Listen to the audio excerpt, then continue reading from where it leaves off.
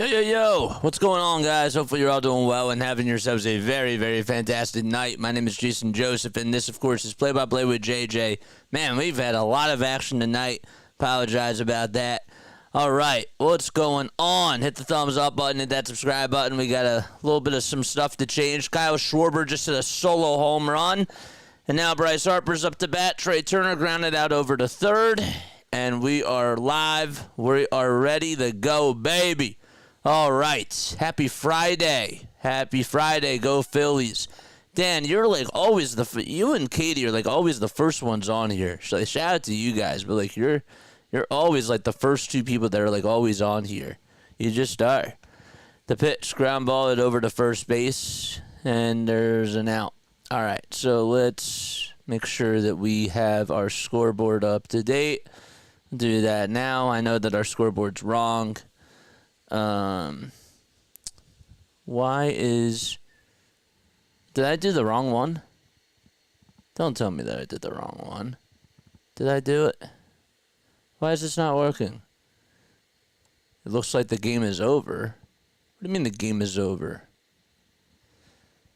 Oh, one pitch, it's down low for a ball. Where the heck? Am I in the wrong one? Where am I? There we go. Pop out chat. Can you guys hear me? I guess everyone missed the game. Can you guys hear me? Am I in the right chat? Am I... Holy moly. What did I do? What's really going on with me today? I'm resizing my thingy. Can you hear me? Can you hear me? Testing, 1, 2, 3. Mike Schilt is managing the 2-2 on the way to Bohm. Fly ball it out over to left field, and it's going to go all the way towards the wall. So Bohm, rounding first, will slide into second base safely, and there's a 2-out single. All right, you can hear me, but I guess everyone missed the game. No. I'm literally right here, Katie. I'm literally right here. The game started at 9:45. That's why it confused me. Thought maybe I was in the wrong chat or something. All right, so probably what confused you, I understand now. I have to change this. Yes. Okay, I understand what you're saying. The scoreboard up here. All right, yeah. Well, I just got started, so, yeah, I got to change that scoreboard. I understand what you're saying. You probably meant to say that the scoreboard. Yeah, Padres, Phils. That's what it is. Yep, okay. Yeah, I know. I'm changing that right now. All right, here's JT as he takes the 1-0 pitch. That's in there for a strike. That's a slider at 82 miles per hour. Please keep me updated on... this, please keep me updated on the NFL draft. I'm calling the game. I'm just not showing it. Now I am showing it. There we go.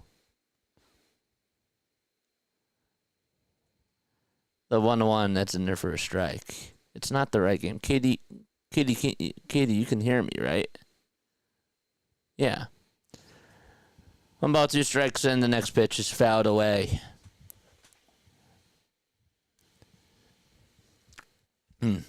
I wouldn't be on here if the game was over. I just wouldn't be doing that. If you are new, make sure you guys like and subscribe and hit the notification bell icon, and that way you'll know when I go live. 1 ball, 2 strikes, and the next pitch down low for ball 2. I just corrected it, Katie.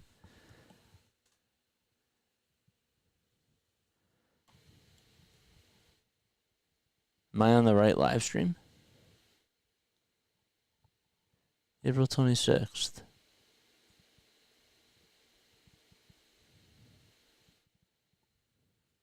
Yeah, I told you.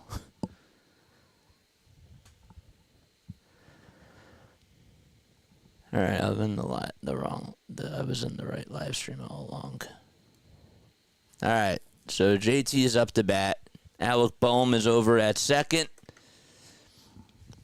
And the pitch by Musgrove is outside for ball 4.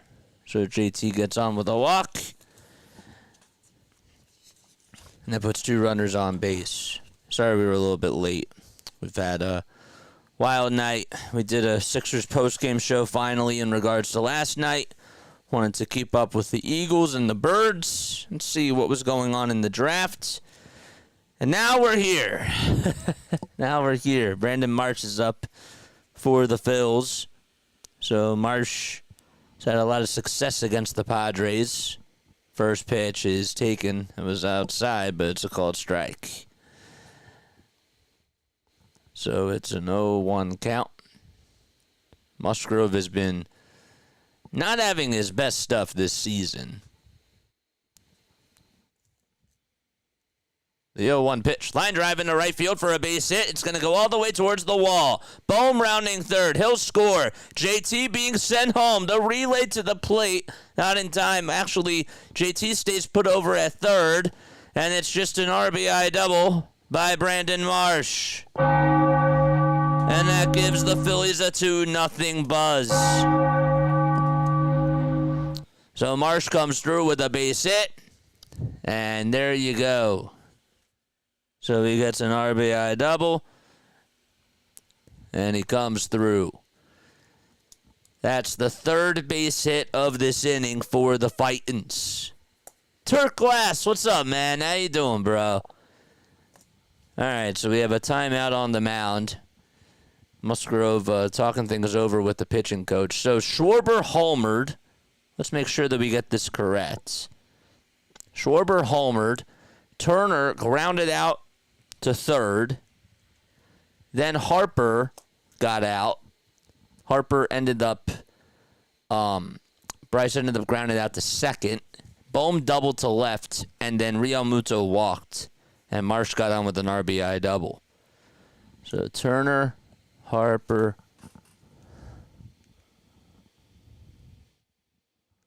There we go. Dad, you got to scroll up, Dad. The caption says tonight's game is April 27th. It's the wrong date. What do you mean it's the wrong date? It's a 1-0 count. Did I start the wrong video? Is that what I did? Maybe I started the wrong stream. 1 ball, no strikes, and the next pitch. It's in there for a strike. That's what it was. Yep. Okay. I started the wrong one. I had the wrong one. Okay, I started the wrong stream. I screwed up. Whatever. It is what it is. I'll change it. I quit the wrong stream. 1 ball, 1 strike. The pitch. It's outside for ball 2. Thanks for the dedication, brother. No problem, man. I'll change it. I quit the wrong stream. That's exactly what happened. Thanks for letting me know. I do appreciate it. I just screwed up. It's not that big of a deal. 2-1 pitch, grounder it over to third base. Nice throw over to first by Machado, and it's in time. Cronenworth able to dig it out, and that's the end of the inning. All right, so we'll be right back. We got a lot of things to change. Apologize about that. Be right back.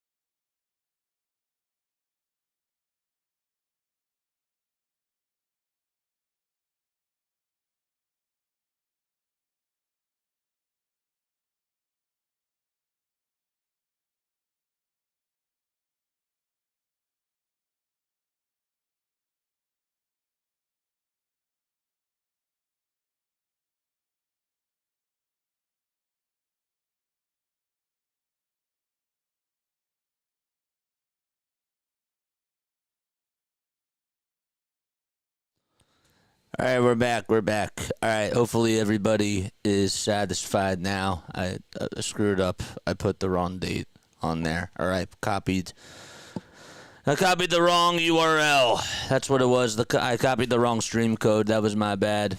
Apologize. I changed the date. I did it for tomorrow. And I changed tomorrow's date to today. Here's Xander Bogaerts as he lifts this one out to center field. Aaron Nola on the mound, and there's the catch for out number one. Rojas was able to track it down, and there's the first out of the inning. All right. Apologize. We're just getting settled in. I wasn't keeping track at the time. I thought that it was supposed to start at 9:45, but that's on me.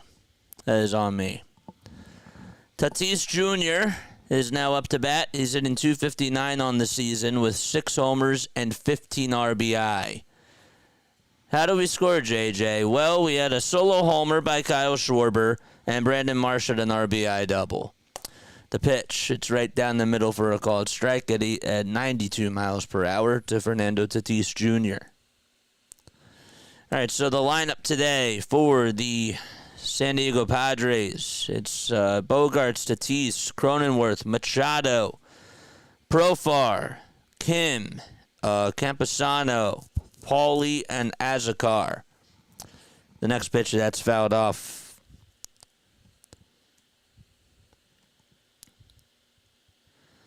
All right. No balls, 2 strikes. Aaron Nola on the bump for the Phils. And the 0-2 on the way. Strike 3 called on the outside corner. Aaron Nola able to get a strikeout. And there's 2 away. Padres are in their, I don't know what you call it. I guess like their cream uniforms. But they have a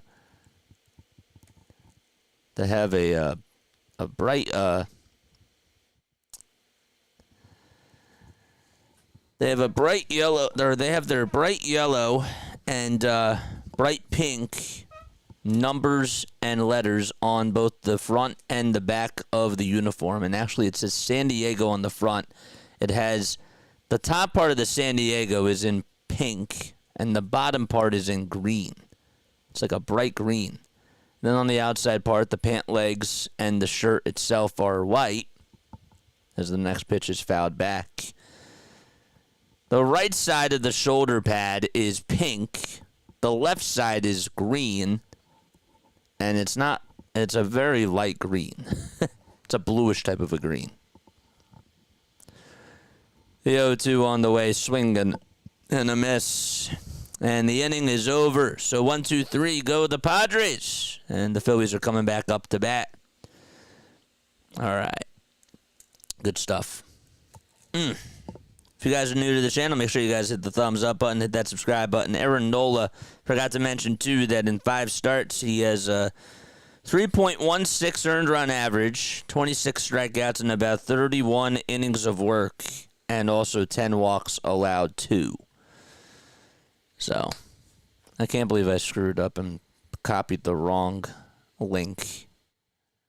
You know why? Because I understand why I did it now. Because on Restream, it read this as when you're supposed to be live at a certain time, if you're late to the stream or whatever, they think that the event is going on. So that's what it was. They read this as a past event when really I didn't start it and I was late. So that's why I copied and pasted the wrong one. But that's the first time for everything. All right, hit the thumbs up button, hit that subscribe button so far, and turn on those notification bell icons, so that way you know when I go live. We need 3 more subs in order for us to get to 2,050. Come on, man, let's do it. Let's do it, baby. Hit that thumbs up button, hit that subscribe button. DJ actually was doing the same thing yesterday. He did the same thing. I remember he said that it was wrong, or he copied and pasted his wrong live stream. And that really affected his numbers, and he was not happy about that. Give him the thumber, everybody. Yes, sir. Thank you all so much for staying up with us. I know it is a weekend, but it is 9:45 p.m. Eastern Time, and know that we got the NFL draft going on. Again, please keep me updated with what the Eagles do with their next pick. That would really be awesome.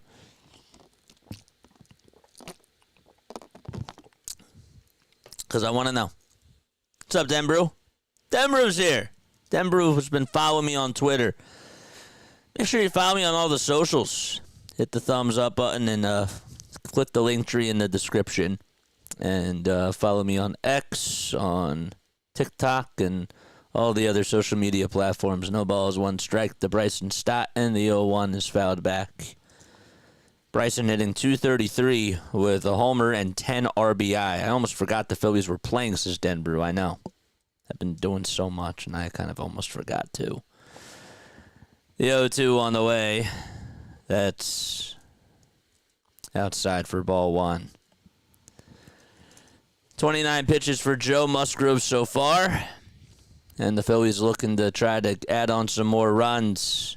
1 ball, 2 strikes, and the next pitch is downstairs for ball 2. So Musgrove, I wanted to talk about him a little bit more. He's 3-2 on the season with a 5.74 ERA. I said before that he's been really struggling. In his last outing, he allowed 3 earned runs in 7 innings and just had 3 strikeouts. The 2-2 on the way. Fly ball hit out over towards shallow left field. Machado backs up, and he'll make the catch over on the outfield grass, and there's one away. To start off the top of the second, now Yohan Rojas is coming up. Rojas hitting .250 with 311 on base percentage and a 309 slugging percentage. He's been definitely getting the average up there. The pitch on the way, swing and a miss. Yes, just saying, isn't this game 1 because the cover says game 2? Yes, I know. I copied and pasted the wrong restream code. That's what it was. Nope, it's definitely not just you. This is me. The ball's 1 strike, and the next pitch is inside for ball 1. So that makes it a 1-1 count. The pitch on the way, swing and a miss. Come on, Snood, get it right. He's just joking with you. Just messing with you. I'll change that during the break. Falcons selected, who did they select? Edge, Braylon Trice. The 1-2 on the way, ground ball, back up the middle. Nice play, though, by the second baseman. Flip over to first just in time. Rojas is looking back over towards the dugout because LINKTREE and the Phillies may decide to challenge this. Let's see. First base umpire's coming in, and LINKTREE's at the phone. Let's see once again on the replay. That's close. That is really close. But they're not going to challenge it. There's Kyle Schwarber, who homered in his first at-bat and swings and misses at the first pitch for a strike. You know, that's like the second time that I've been late to a stream this year and Kyle Schwarber is at a home run. You know? It's okay, it wasn't there. The ball is 1 strike, and the next pitch is fouled off. He probably wasn't here. That's the thing, you know? So I gotta charge this up. The 0-2 to Schwarber. Outside for a ball. And that makes it now a 1-2 count. No, you're good, man. Kenneth. What's up, Kenneth? How you doing? Hello, my friend. How you doing tonight? I'm doing good tonight, and I hope that the Sixers, well, the Phillies are on right now, get a win in the series. But yes, that would be nice as well. They're not playing right now, though. The 1-2 on the way, foul ball. Over towards the first base side. Musgrove has 39 pitches in just 1 2/3 of an inning. And the next pitch, it's outside for ball 2. Musgrove's pitch selections have been, or the types of pitches that he's been throwing have been really interesting so far this season, as the 2-2 is up high for ball 3. He's been going to the slider a lot more this year, compared to years past. They were talking about that, how the pitching coach for the Padres wanted him to throw his slider a little bit more. 3-2. It's a foul ball. And the count still remains full. We're in the top of the second. Trea Turner waits in the on-deck circle. He's over one today, grounded out over to third in the first inning. 3 balls, 2 strikes, base is empty, and the 3-2 pitch slapped foul. All right, so let's change our title here.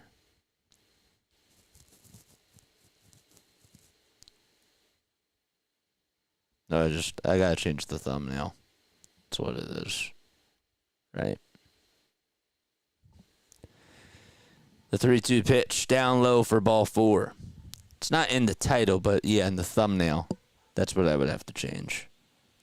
Should I change the thumbnail now? I guess I should, because then that's just false advertising. I'll do it during the break. I'll do it during the ending break. We'll change. Phantoms won. They're moving on to face Hershey. Good for them, man. Shout out to the Lehigh Valley Phantoms. Pitch is inside for a ball. Shout out to the Phantoms, man. That's awesome. Flyers affiliate. That's great. 1 ball, no strikes, and the 1-0 pitch down low for ball 2 on a sinker at 92 miles per hour. Yankees and Brewers are tied 5-5 in the bottom of the 7th inning in Milwaukee. 2-0 pitch, a swing and a miss. And slider is at 83 miles per hour. Phillies took a 2-0 lead in the top of the first on a solo homer by Kyle Schwarber and an RBI double by Brandon Marsh. We're in the top of the second. Schwarber's over at first. He got on via walk, and the 2-1 delivery. It's outside and low.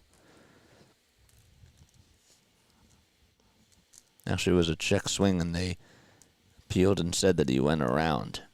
So I stand corrected. 2 balls, 2 strikes. 2 outs in the top of the second. And the 2-2 pitch. That time it's up high for ball 3. Minnesota also has a 1-0 lead against the LA Angels. It's in the top of the third right now. The payoff pitch to Turner, swing and a miss on a slider that was low and headed towards the dirt. No runs, 1 man left, and we go to the bottom of the second. Phillies lead it 2-0. We'll be right back.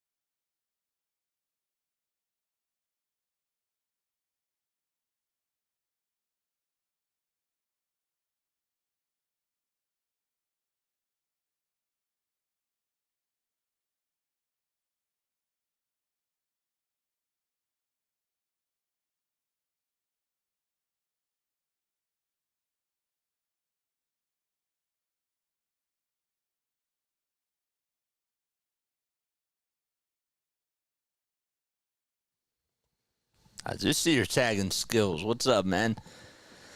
Manny Machado is due up to bat for the Padres.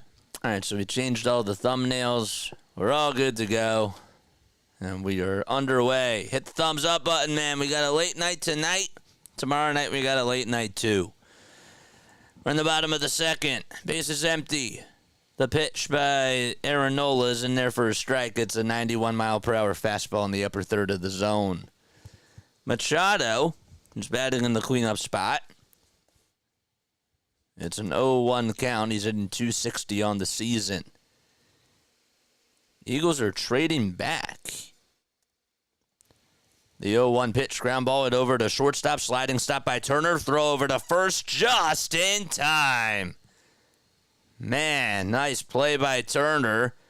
Made another smooth slide play, this time on the defensive side of the diamond, and was able to just throw it over to first. It took a bounce over towards Bryce Harper, but a nice play regardless. Made that one look pretty easy. Noah gave him a little bit of some applause there. Here we go. And there's a check swing ground ball it over towards the pitcher. Nola has it, flips it over to first. Harper made the tag, and he's out. Man, oh man. What a play.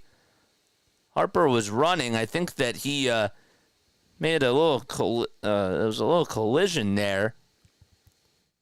It was Jurickson Profar that was due up. Profar just ran right into Bryce Harper's elbow, and he's getting checked out by the trainer. See this again. Actually, yeah, as soon as he made the tag, it like bent his elbow. Or sorry, it bent his wrist. Profar also got hurt too. So they're checking out Harper, trying to put pressure on the hand and seeing if he's all right. That's not an easy play. The way that it was cued over towards the third base side, Nola had to throw it over to first, and Nola's throw was not even close to the bag, so Harper kind of had to come off. But he says that he's all right, and there's 2 outs. Now, Profar, on the other hand, was getting checked out by the Padres trainer. Yeah, oof.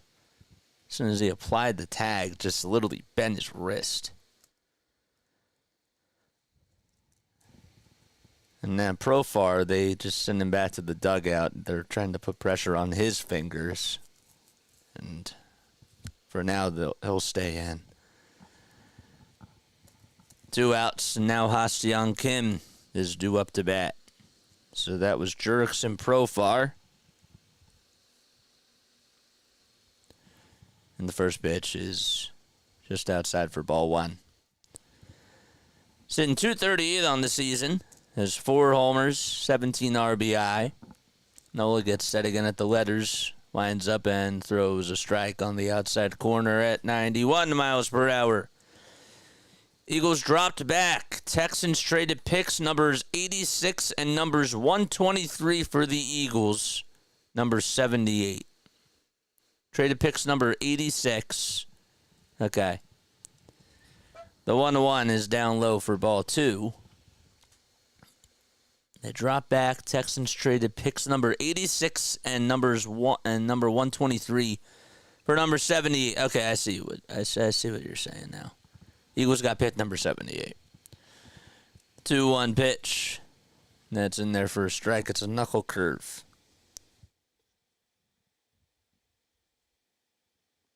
Eagles get 2 more picks tomorrow.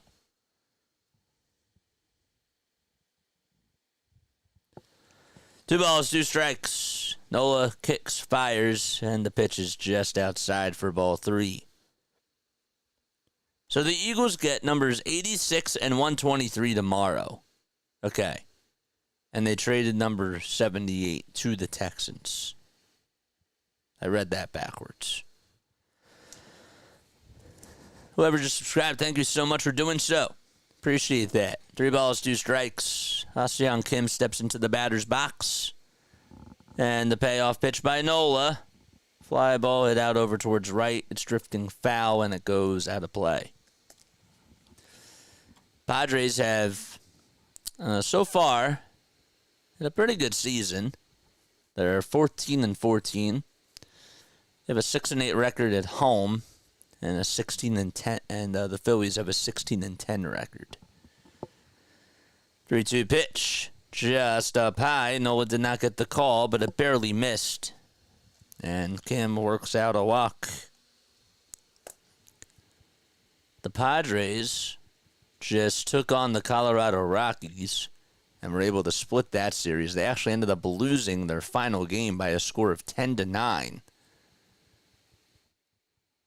Elias Diaz was able to cap off. It was a 6-run 8th inning for the Colorado Rockies.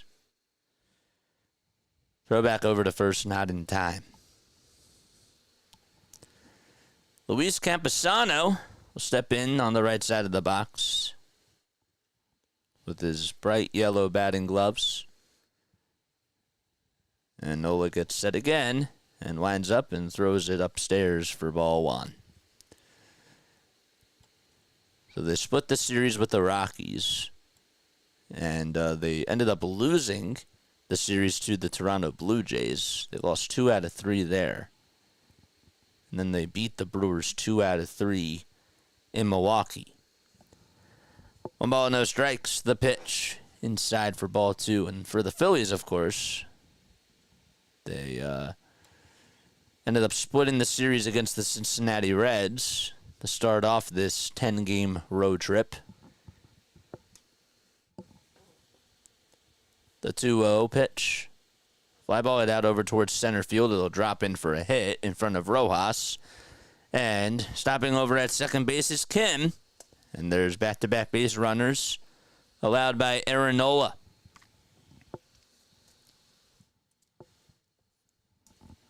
Campusano able to fight off a pitch there. And now Pauly will come up to bat for the Padres. Graham Pauly just hitting .095 this season. Has 1 homer and 3 RBI. He's the designated hitter for them. Just 23 years old. And has 2 hits and 21 at-bats. He's batting on the left side. The bat just above his back shoulder.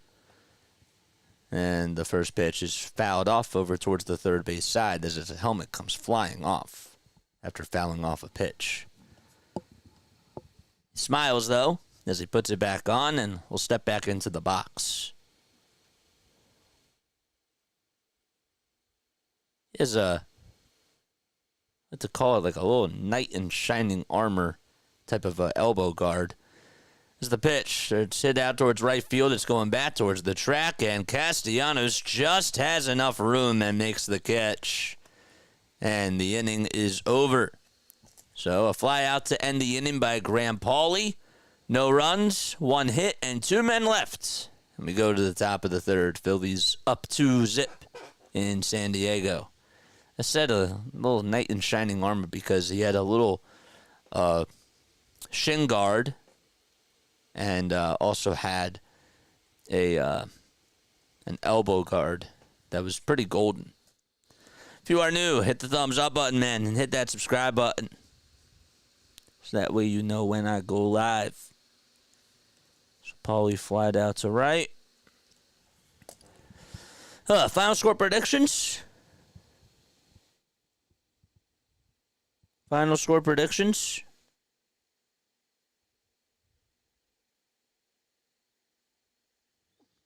My ideal for Haley. Shout out to Haley, man. I like Haley. Haley Taylor Simon. She does a lot of great stuff for 97.5 The Fanatic. What's up, Noah? Noah, how you doing, man?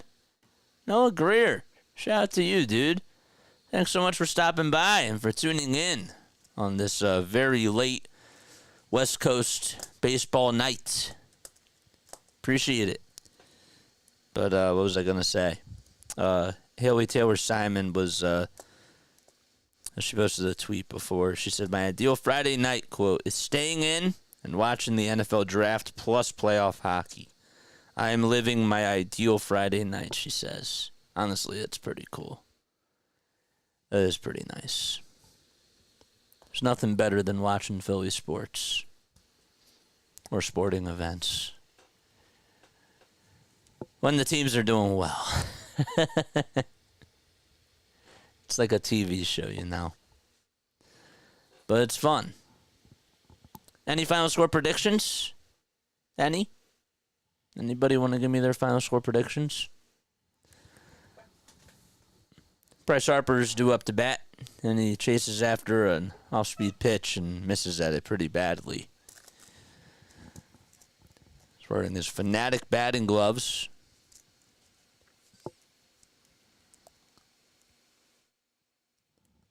No balls, one strike. Musgrove back out there on the bump, and the 0-1 is up high for a ball. Bryce grounded out in the first. He's hitting .253 on the season with 5 homers and 16 RBI. 6-2 Phillies, says Will McKay. That's his final score prediction. The 1-1 pitch, swing and a miss. A changeup that was a little bit low. 1 ball, 2 strikes. Musgrove with 53 pitches as he gets set at the belt, kicks, steals, and it's a little bit high. Harper just got back from the paternity list and hit a home run yesterday. The 2-2, curveball that misses outside for ball 3. So that's when he returned. It was a part of a 4-run third inning. He had a 2-run homer. Stott had an RBI triple, and Schwarber had a sac fly. 3-2 on the way. In the air to deep right field. It's going back towards the track. It is a long home run.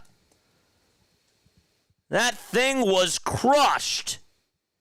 And the Phillies have a 3-0 lead as Harper gets his 6th homer of the season. Oh my gosh. That was tattooed. That's... Man, how far did that go? Just a hanging pitch, and he absolutely crushed that thing. Man. First pitch to Bohm, that's inside for ball 1. Did they say how far that home run was? Literally went just into the miniature second deck out in right field. The 1-0 pitch, that's in there for a strike. Remember, Schwarber hit a home run that was about 488 feet during the playoffs in 2022, and that thing went into the actual second deck. The 1-1, and there's a foul ball. So Bohm up to bat. He doubled in the first and was able to also score a run as well. Phillies have a 3-0 lead. Harper's homer went 396 feet. That's what they estimated that as. 1-2 pitch. Fouled back again.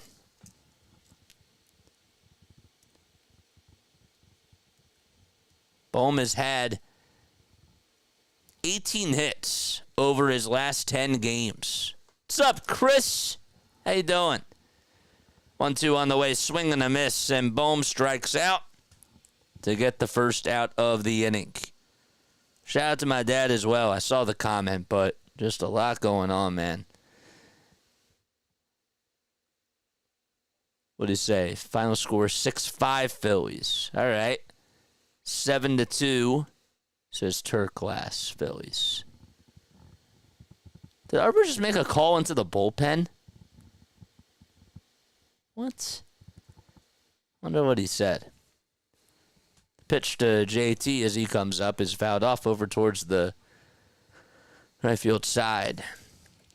JT Watson the first has a .235 average, 3 homers and 9 RBI. Musgrove has not had a good day so far, and the 0-1 is low and outside for a ball.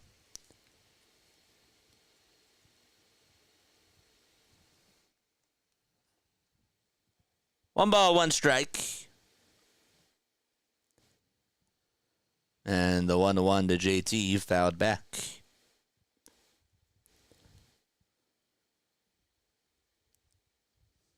Harper, coming into today, was hitting .299 against the Padres with 13 homers in 52 games. 1-2 on the way. Line drive down the left field line's a fair ball. It's going to go all the way towards the corner, and JT will cruise into second base, standing up with a double. So there's a 1-out double by JT Realmuto. So he gets on over at second base.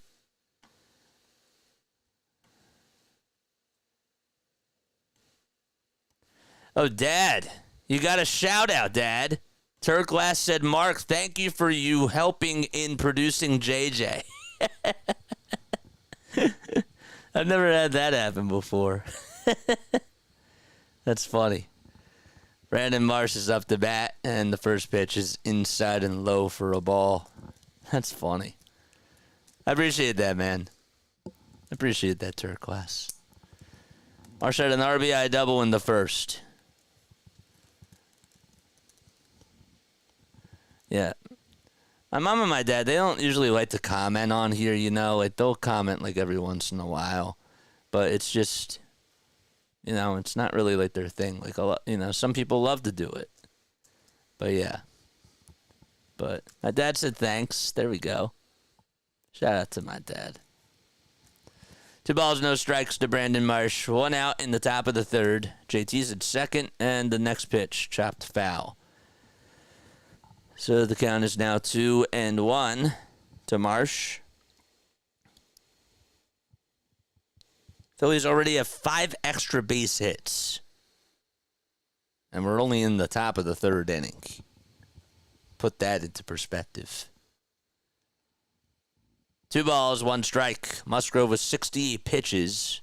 And the 2-1 fly ball hit out to right field, and that baby's gone! It's now 5-0 Phillies. Oh, my gosh. Brandon Marsh able to be the third lefty hitter for the Phillies to homer off of Joe Musgrove. Lightning strikes once again for the Phils.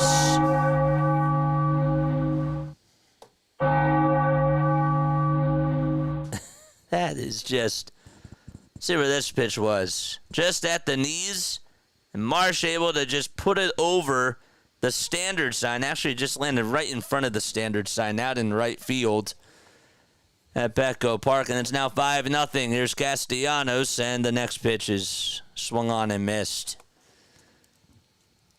70 pitches, and yet they're still keeping them in.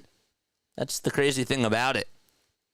Threw the ball back onto the field. I didn't see that. Here's Castellanos as he hits one in the air into deep left center field. That's going back towards the track. Goodbye, baseball! 6-0 Philadelphia as they've paraded in San Diego.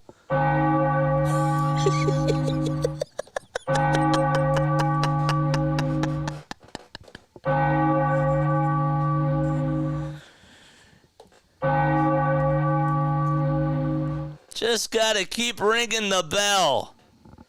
As Castellanos, once again, that's actually his first homer of the season, and was just able to hit it out over the wall out in left center field. Here comes Stott as he hits this one out to center field, and that's going to be caught for the next out. My scoreboard is updated. There's just a problem that's going on with the app. MLB.com is having problems with their app, too. Wow. Castellanos got a hanging curveball. That's the 4th home run allowed by Joe Musgrove. And Profar, who tried to make the catch, was hobbling just a little bit out in left field, trying to chase that down. So Yohan Rojas is up to bat. It's now 6-0 Philadelphia in the top of the third. 4 home runs, 3 by left-handed hitters. And Castellanos went back-to-back with Brandon Marsh.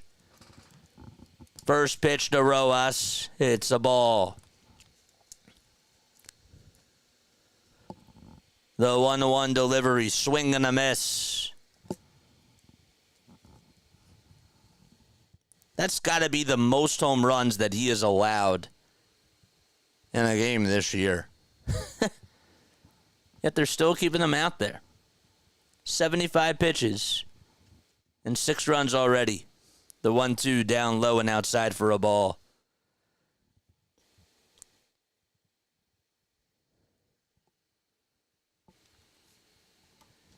Two balls, 2 strikes to Johan Rojas.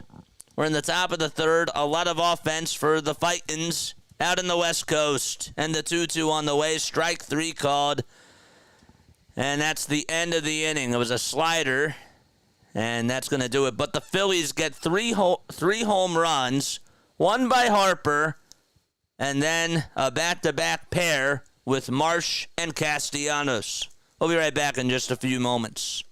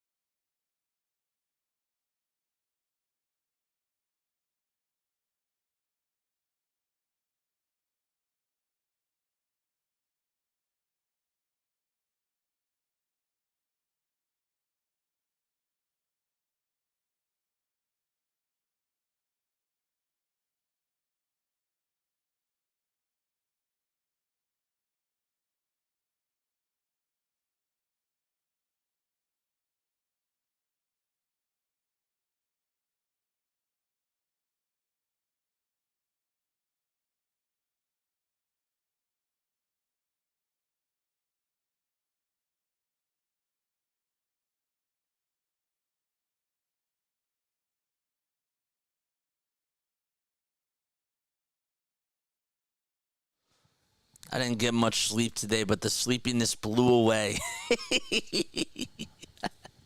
That's funny. Damn. 3 homers in that third inning for the Phils. Of course, I put it in the wrong inning on my scorecard. Figures that. Nice snooter. Damn, so you were in Detroit? Are you back in Detroit, or are you in Philly? All right, so Nola back out there for his third inning of work. First pitch is way up high and inside for a ball to Azekar, who's the 9-hole hitter for the Padres. 1 ball, no strikes, and the next pitch right down Broad Street for a called strike to Azekar. Jose Azekar has a .290 average, 2 RBI. No homers on the season so far.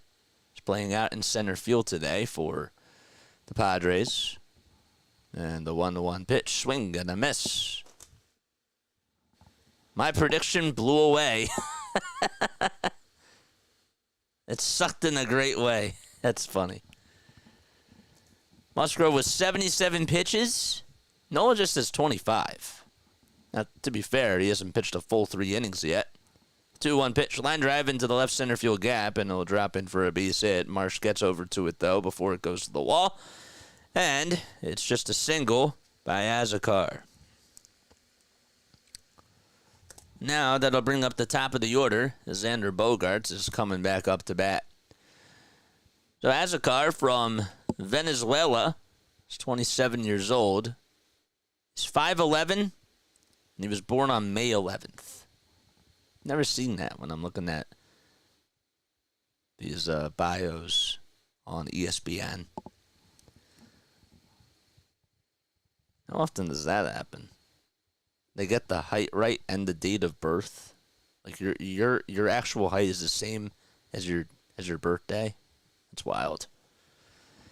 First pitch is in there for a strike to Xander Bogaerts, the former Red Sox. The ball is 1 strike in the 0-1. Ground ball hit over to shortstop. Turner has to throw over to first to get Bogaerts, and he got him. Wouldn't have had to play over at second base to try to get the speedster Azekar. But Bogaerts grounds out over to short. You live in Michigan, but you're a Philly fan. I live 2 hours away from Detroit, born and raised in Michigan. Oh, cool. Nice. Fernando Tatis Jr., who struck out in the first inning, is back up to bat. Nola looks back over at second. And back to the plate in the pitch. Grounded foul. Remember when Aaron Nola faced his brother Austin Nola when he was on the Padres? That was during the playoffs of the 2022 NLCS. Thought that was really cool. The ball is 1 strike. Nola kicks and delivers and throws a 4-seamer at 89 miles per hour on the upper third of the zone. Tatis Jr., 25 years old, signed a $340 million contract with the Padres. Count is even at 1 apiece. Nola looks back over at second and takes a very quick step off the mound. It's a 14-year, $340 million contract, and that includes a $10 million signing bonus, according to SpotRack.com. They do a really good job at breaking everything down. The pitch to Tatis. Fly ball hit out over towards dead center field. Rojas had to turn over the right shoulder, and he did make the catch. And going over to third is Azekar. So Rojas made the catch. He turned over his left shoulder first and then quickly turned back over his right shoulder. And he did a good job correcting his mistake there.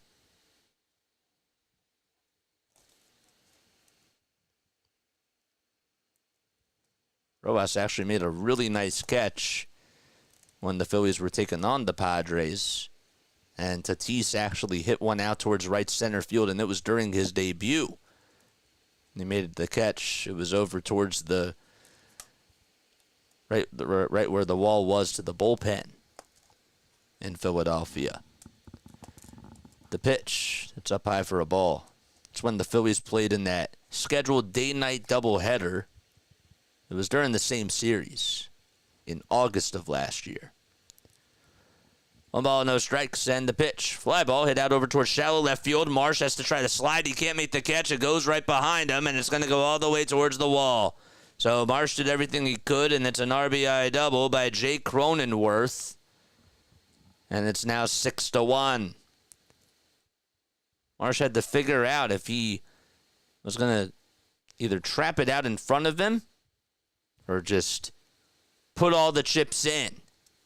Nazakar scores. It's an RBI double by Cronenworth. It was just dying out in left field. He was playing pretty deep, and he just could not get there. It's just a little bit late. But when you have a 6-0 lead in that situation, I don't blame him. So it's an RBI double by Cronenworth, and well, Aaron Nola just allowed his first earned run. Traded back again. Eagles traded pick number 86 to the 49ers for picks number 94 and 132. Huh. According to Tim McManus. 2 outs in the bottom of the third. Manny Machado was due up to bat. He's 0 for 1 today.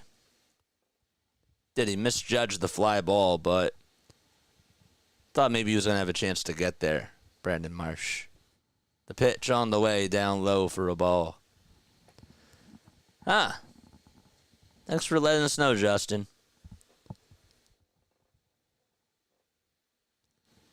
One ball, no strikes, and the next pitch is downstairs for ball 2. Machado is 0 for 1.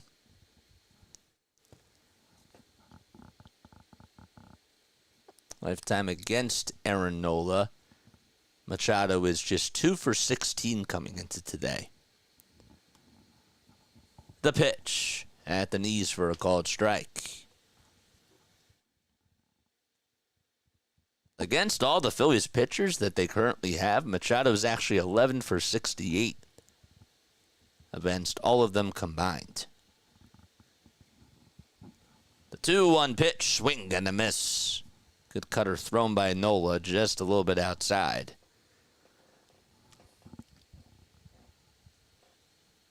He's walked against Nola and has struck out 3 times against him.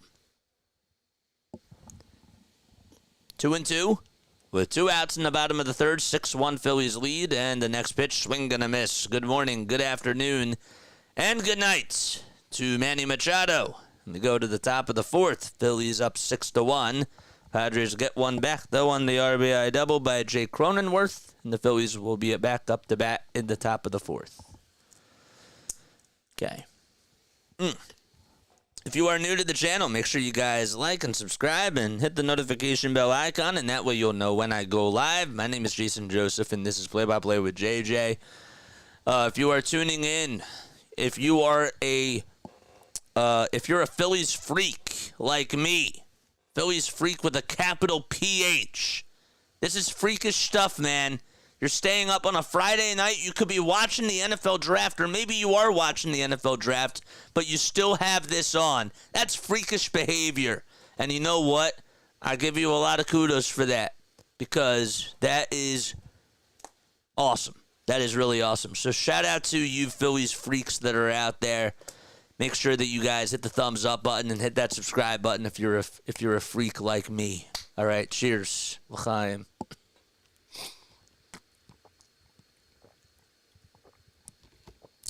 If you're tuning in on Facebook, if you're tuning in on Twitch or on X or Twitter or whatever they call it nowadays, make sure you guys hit that subscribe button or follow me on all the social media platforms too. The links to them are in the description down below. And if you want to come on over to Facebook, you're more than welcome to do so. If you are tuning in on Facebook, just type in Play by Play with JJ, man. Got to meet Smitty yesterday, says Snooter Prod. That's really cool. How was that? How was that? Great guy signed my jersey. Did he really? That's cool, man. That's awesome. All right, so Joe Musgrove, if you can believe this, he's going out there to pitch the 4th inning. Already at 77 pitches, he's allowed 4 homers, I believe 7 extra base hits. Here's Kyle Schwarber, who pops up the first pitch over towards shallow left field. Going to be a tough run for Profar, but he's there to make the catch. So he ran in towards home plate. And there's 1 out. First time tonight that Kyle Schwarber has been retired. And that's where it comes.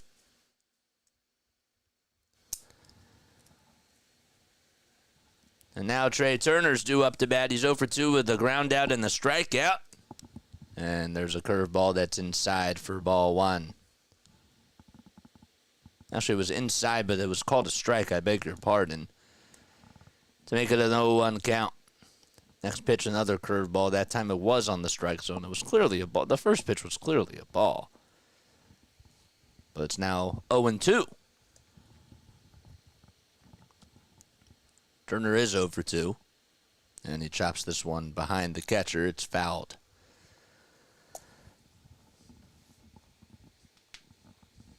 The ball's 2 strikes. Turner was drafted by the Padres. Almost signed a deal with them, but then came over to Philly. The 0-2 on the way. It's inside for ball 1.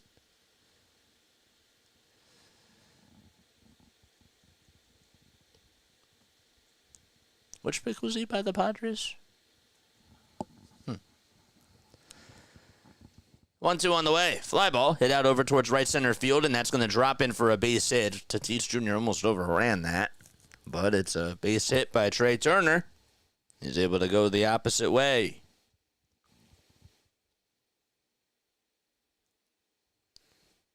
Just got a fastball that was right down the pipe, and a nice little job of just flaring it out to right field.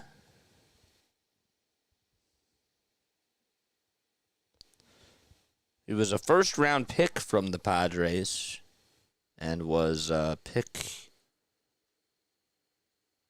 I forget which actual pick it was. The 13th overall pick. 13th overall pick on June 13th. Huh. Jeremiah Estrada is getting warmed up now in the Padres' pen.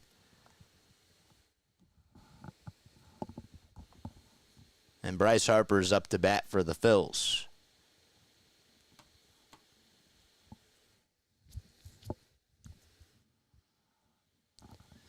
Phillies have 8 hits today, including one by BH3, who's up to bat. Hit a solo home run his last time up, which was in the 3rd.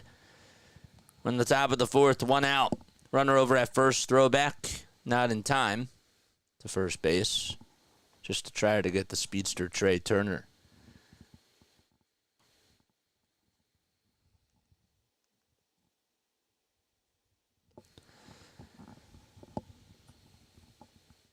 The pitch downstairs was a changeup at 87 miles per hour for ball 1.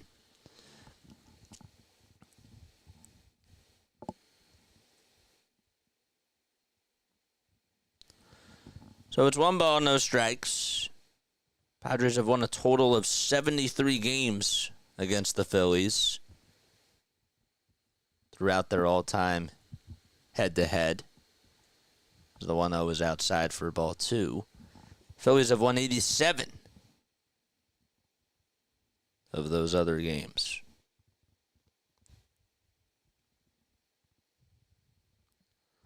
Two balls, no strikes, and the next pitch to Harper is in there for a strike. Phillies, when they played that doubleheader against, it was actually in July. I said it was August before, but I stand corrected. It was in July. When they played that scheduled day-night doubleheader last year, in the first game, the Padres had a 3-0 lead as the 2-1 swung on and missed. And then the Phillies would actually get 2 back in the 6th, 1 in the 7th, and then get 3 in the 8th to come back and win 6-4. Padres actually got 1 in the 8th to give it a 4-3 lead. But then Bryce Harper, who tied the game on an infield single. And then Schwarber had an RBI single. And then Turner had an RBI single. The 2-2 on the way. Curveball that just misses. That's a good take there by Bryce Harper. So that'll make the count full. 1 out in the top of the 4th. The count's full at 3-2. Turner's at first. The 3-2 pitch. Fly ball hit out over towards left field. It's slicing foul. And that goes out of play. You know, sometimes I still go back to that home run that he hit in Game 6 of the NLCS. And I just think to myself, if I'm introducing somebody to the game and I'm showing them an at-bat where I think it was an absolutely professional one, it was that at-bat right there. 3-2 on the way, swing and a miss for strike 3. Turner tries to swipe second, and he does so safely. So it's not a strike him out, throw him out, it's just a strikeout and a steal. And that puts Trea in scoring position. And Harper is retired.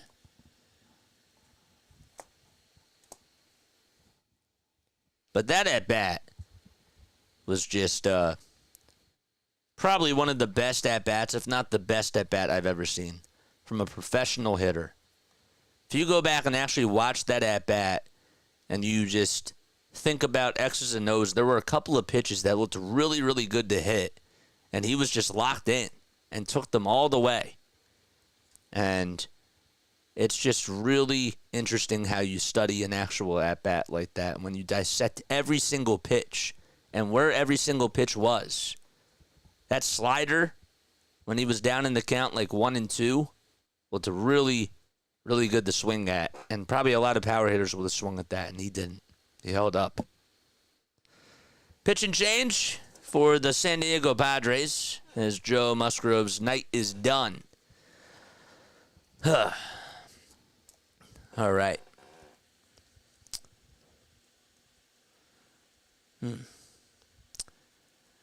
Was that at bat there? Would you say that that was your favorite moment as a Philadelphia Phillies fan? For those of you that are Phillies fans, and where were you during that at bat?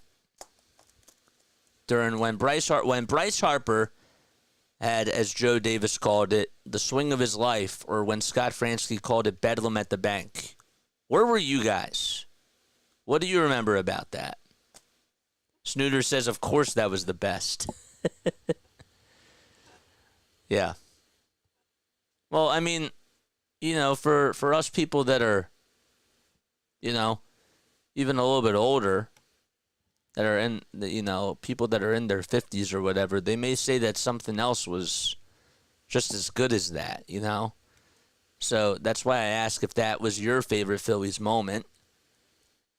Or if that was their favorite Phillies moment, and you know, because other people have something else to say. Other people, I don't know.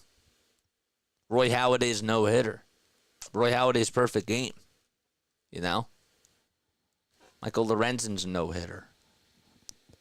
There's Alec Boehm, who's up to bat, and he pops up the first pitch in foul ground, and that one goes over the first base dugout. Snooter was at Xfinity. Nice. That's cool.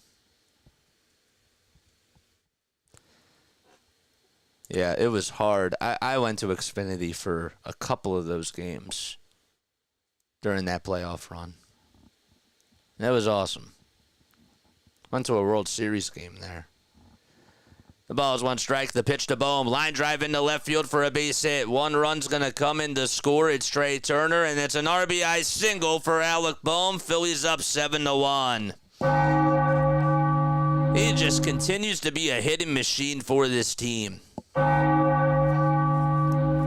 Just absolutely unbelievable. Got a curveball, and he just was able to take it out to left field. Hit it over the glove of Ha-Seong Kim, and Trea Turner didn't even have to slide nothing.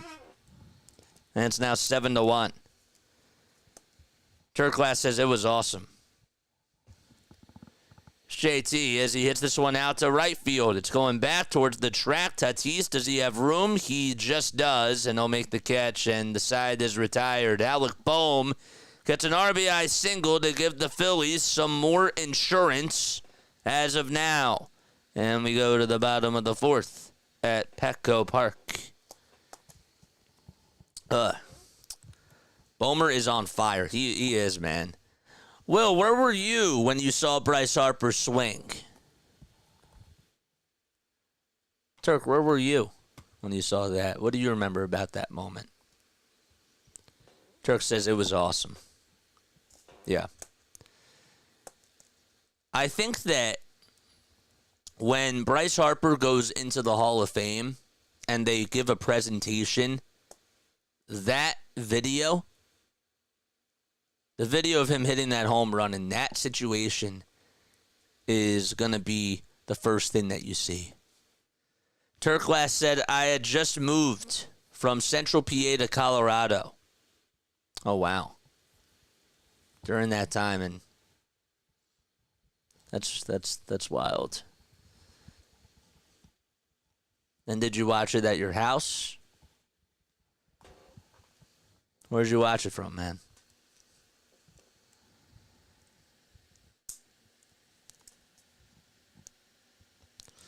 Any Padres fans on here remember that home run? I'm sure that you don't want to think about that, because I don't blame you. Dirk says yes. I was watching it from my house.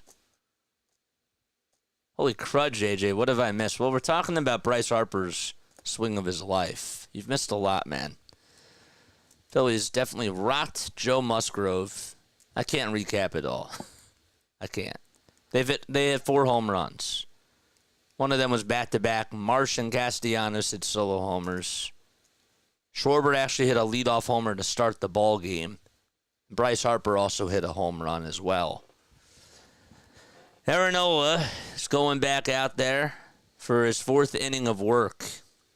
And user says, I got to stop working on Fridays. Well, to be fair, dude, it's a late game, man. It's 9:45. We have time called. It was I don't know what that was. A piece of equipment or something that came from the Phillies dugout just blew right onto the field. We're in the bottom of the 4th. Jerks and Profar is due up to bat on the left side, and Nola throws a ball. It's just inside of 87 miles per hour.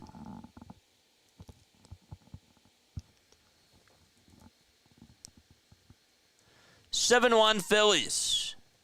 And we're in the bottom of the 4th as the 1-0 is down low for ball 2. Sunu says you're missing a whole lot of fun. Yeah. A lot of offense. Lots of offense, man. If you like a lot of runs, this is your type of a game. The 2-0 pitch, there's a fly ball hit out over towards left center. And Rojas is there to make the easy catch. Just walked in towards home plate. And there's the first out of the inning. Phillies will also take on the Padres tomorrow night. That game will be at 8:40 p.m. Eastern Time, so a little bit earlier.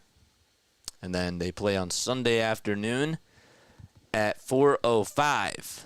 We will not be covering that game because we got the Sixers playing at 1 o'clock. And we'll be doing a post-game show after that game is done. The pitch. It's in there for a strike to Ha-Seong Kim.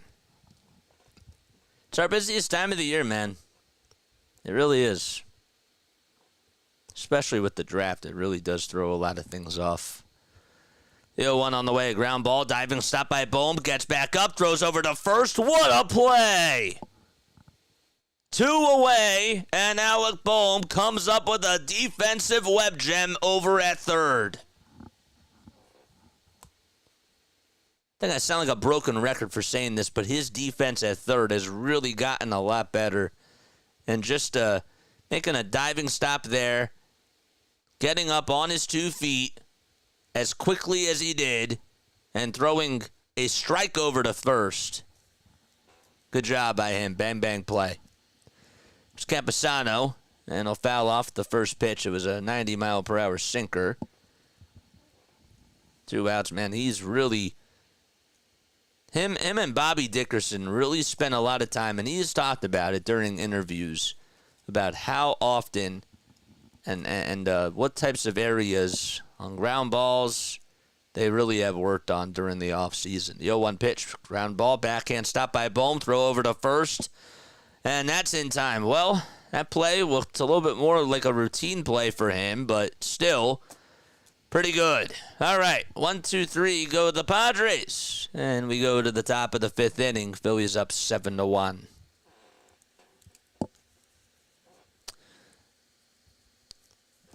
I'd like to remember what that was, so I have a timestamp on that. So that was Ha-Seong Kim, who grounded out over to third. I'm going to circle that. Circled the Castellanos home run. There we go. Friggin' Bohm. Heck yeah. That was a really nice play.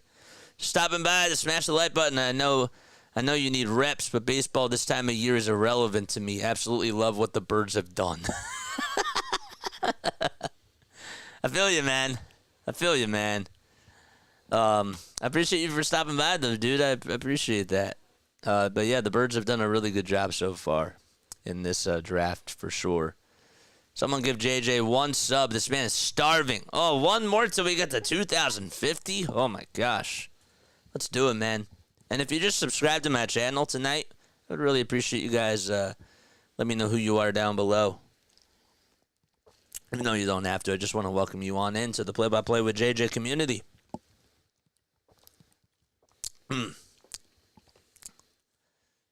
Also, by the way, Joel Embiid with Bell's palsy now. Dude can't catch a break and still drops a 50-piece. I'm pumped. But not for the Phils just yet. Well, I think a 7-1 lead would probably pump you up with home runs by Bryce Harper.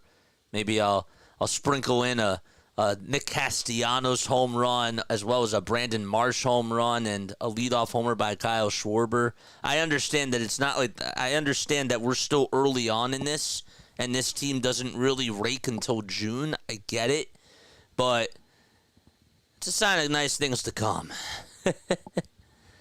And thank you. We just reached 2,050, man. Let's go. Brandon Marsh up to bat, and he takes a ball that's just inside.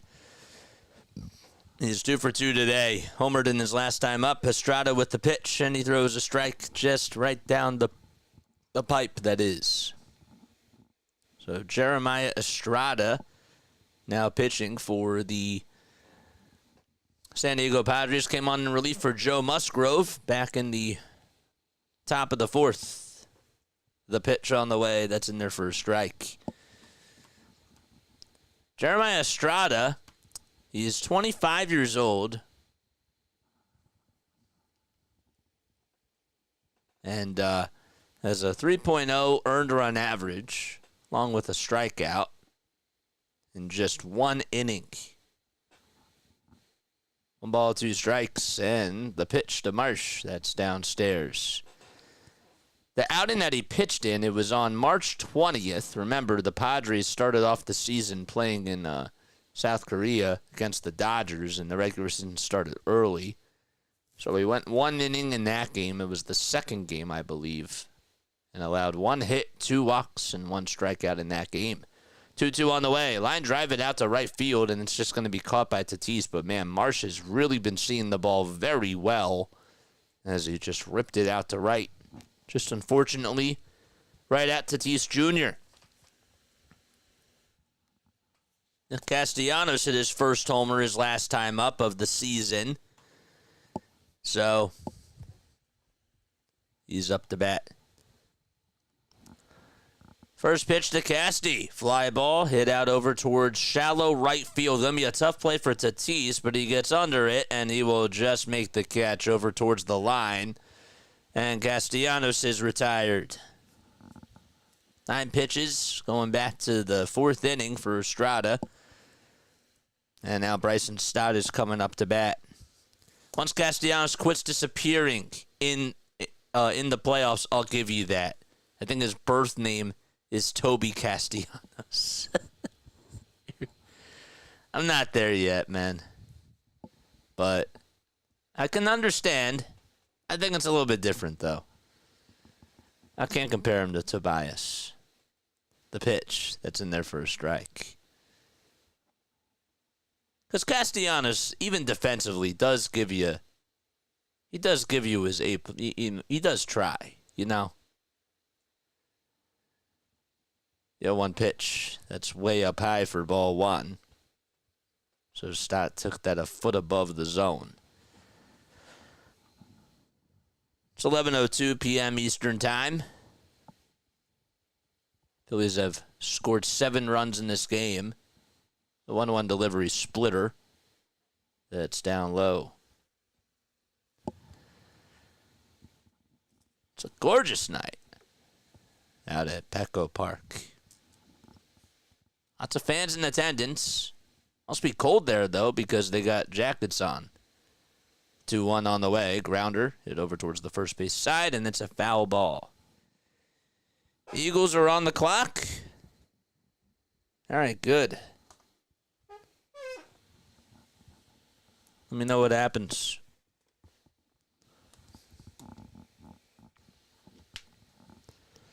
Two and two is the count to start. 5 seconds left on the pitch clock, and the next pitch, swing and a miss. Bryson Stott swings at a 97-mile-per-hour heater, and the inning is over. So the Phillies go down, and we go to the bottom of the fifth. Paulie, Azakar, Bogarts. That's 8, 9, and 1. They're due up when we return.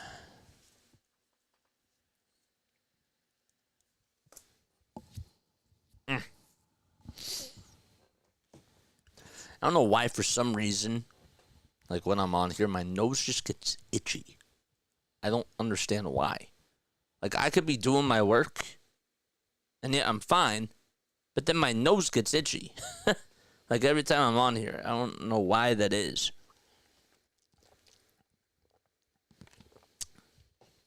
It's like an allergy to something. But whatever. If you are new, if you are tuning in on a Friday night, whether you are working or listening in the car or wherever you are, make sure you hit the thumbs up button, hit the subscribe button. Thank you all so much for being here, first and foremost. And thank you for rocking it out with me. My name is Jason. I'm a broadcaster from South Jersey. I go by JJ on here. As my Zadie would say, you can call me anything, just don't call me late to dinner. But, you know, we have a lot of fun doing this. Tonight we're a little bit more laid back, though, because it is a late night, and, you know, there's people that like to listen to us as a soundtrack, as people would like to call it. And, you know, I think that it's nice sometimes to have more of a calm voice when it comes to these types of late night games, unless it turns into something wild. But it's awesome. We got Edge Jalen Hunt from Houston Christian.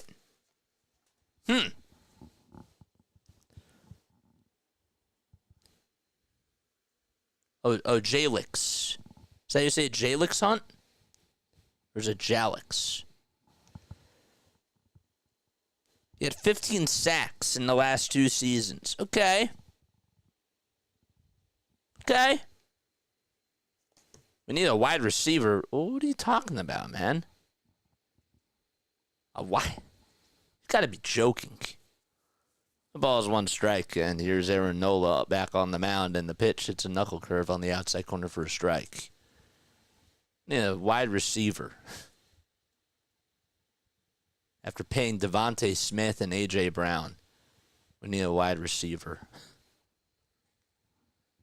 The ball is 2 strikes, and the next pitch is up high for a ball. A.J. Brown and Devontae Smith, bro, are like the top 2 best wide receivers. Or like 2 of the top 10, I'd say, best wide receivers in the NFL. A third guy? The 1-2 on the way. Strike 3 called. Right at the knees. It's a knuckle curve at 79 miles per hour. And there's 4 strikeouts. A reliable third wide receiver? Julio Jones wasn't really that bad last year. You need a third for injury and size. But I think that, is that more of a priority than offensive line to you? Offensive line's more of a priority for me. That's the way that I look at it, though. 1 out in the bottom of the 5th. Zaranola gets a strikeout, and the first pitch in this at-bat is taken for a strike.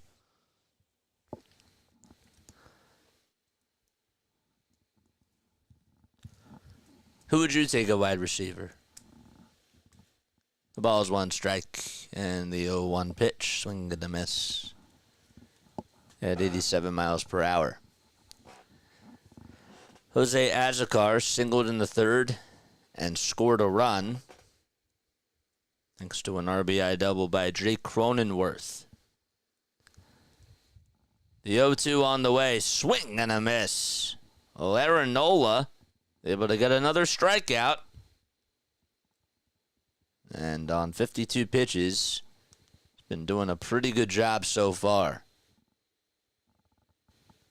Love how we ended up going to a high pitch that was just above the zone. Was able to get a big strikeout there, so that's now his 5th strikeout of the day. And Xander Bogaerts is due up next. First pitch is low and outside for a ball. To be honest, we need defensive line for when BG retires. See, that's what I agree with. We need a secondary that plays. Well, we just got two guys. Just got two guys, man. 1-0 pitch. That's a knuckle curve that's at the knees for a called strike. Base is empty in the bottom of the fifth. Xander lined out and grounded out as well. His 2 homers and 11 RBI on the season. Nola gets set, the letters, gets the signs from JT, starts his windup and the pitch. Fouled away. Bro, our secondary got cooked. Everything invested in the line that got no pressure. I love what we've done.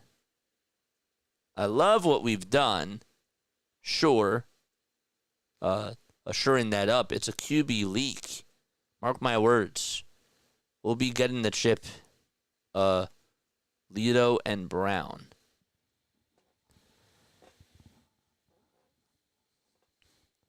Lido and Brown. It's 2 balls, 2 strikes to Xander Bogaerts. With 2 outs in the bottom of the fifth, the leg kick and the pitch. Grounder rolled over to third, but it's a foul ball. So it still remains at 2-2. Well, Vic Fangio definitely is going to help out the defense, and the guys that they picked, honestly, I really do feel like that they fit his scheme. I do. Barring injury. The 2-2 fouled back.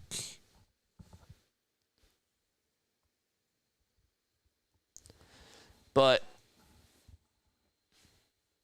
at the end of the day, what really has to happen for them next year is Jalen has to produce. He does.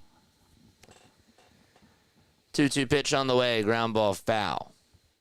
There was no doubt about it, though, that their coordinators were not doing a good job. I mean, they put Matt Patricia in a really tough spot. Even though Patricia wasn't really... It's good with his defensive play calling. 2 balls, 2 strikes. Nola gets set and fires the pitch. Swing and a miss. And that's the end of the inning. Another 1-2-3 inning for Aaron Nola as he racks up his 6th strikeout of the day. And we go to the top of the 6th. Phillies lead it 7-1. And user says, I like Wilson, the wide receiver from Florida State. He's 6'6" and 231. He can block and he has good speed. Okay. Wilson from Florida State. Jerry and Jones just went to the Jags. Huh. If you are new, make sure you guys hit the thumbs up button, hit that subscribe button, baby. And that way you'll know when I go live. How many people we got tuning in on here, by the way?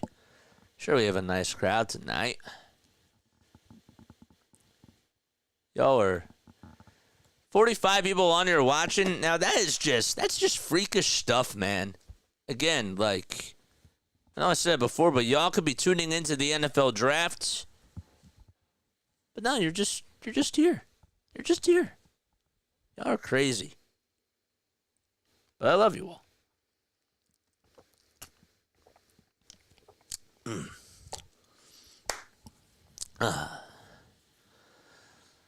Let me ask you something about the MLB draft while we're talking about draft. Okay. So, the MLB draft, okay, has 20 rounds. It lasted up to 40 rounds until 2019. And then it went down to 20. It was actually 5, I remember, during the year of COVID. Is 20 rounds still too long? Is 20 rounds still too long? First pitch is outside for a ball. And if so, how many rounds do you think that the MLB draft should be? Because I'm curious. 1-0 pitch. Fly ball hit out over towards shallow left center field. Not that deep, though, and coming in to make the catch out in center is Alzokar. And he's there for the first out to get Rojas. I actually think that 20 rounds is fine. Because if you think about it, you got like high A, low A, double A, and triple A. So that's like 4 different types of teams there, plus the majors. I think 25 is the ideal because there's so many roster spots. And not all these guys can pan out. There's Kyle Schwarber, who takes a strike at the knees. Estrada's still pitching for the Padres, by the way. Schwarber's 1 for 2. He had a home run in his first at-bat. And he swings and misses at the next pitch. I think 13 would be perfect, says Snooter. Well, I think ideally it should be 25 because it's so hard to make it to the majors. It really is. You know?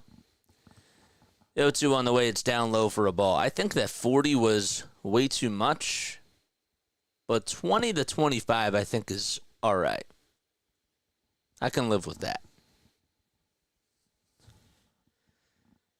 1 ball, 2 strikes, and the next pitch fouled back again over towards the home plate side, and that goes out of play. Give these guys as many chances to make the pros. What pick was Albert Pujols?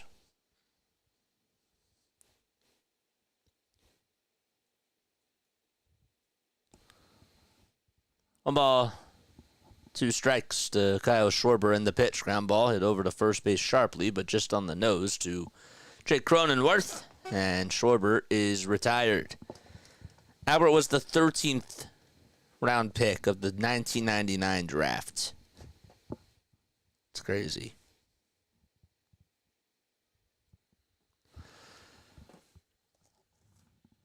So, Trea Turner is coming up to bat.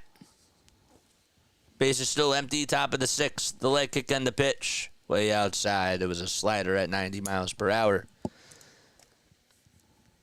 Turner did strike out in the second. Was able to get a single his last time up. The 1-0, 96 mile per hour heater at the knees for a strike to even up the count. It's, I just... Making it to the majors is hard, man. It really is. There's so many levels that you have to go through. And yet, if we decrease the draft, then we're not giving people as many opportunities. The 1-1 delivery, down low and outside for ball 2. I got your point, but at this point, there are so many picks right now, and nobody cares anymore. Well, then you don't have to put it on TV. They don't put the third day on TV. 2-1 on the way. Fly ball hit out over to left field, and that one is way foul.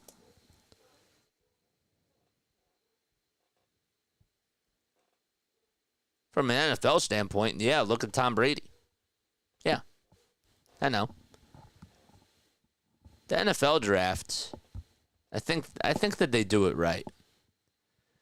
2-2 pitch, way outside for ball 3. Think about it like this. If NFL drafts, how many rosters do they have? They have a 40... Baseball is a 40-man roster, or a 25-man roster, but then you add all the minor league teams, and that's a lot of players. 3 balls, 2 strikes, and the next pitch. It's fouled off.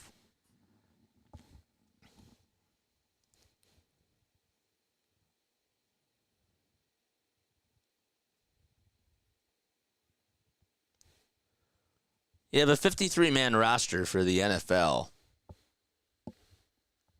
I guess it makes sense. 3-2 on the way. Up high for ball 4. And Turner gets on via walk. Larry's here. What's up, Larry? Larry has a show tomorrow, guys. We got to wish him luck. My whole point was no one wanted him.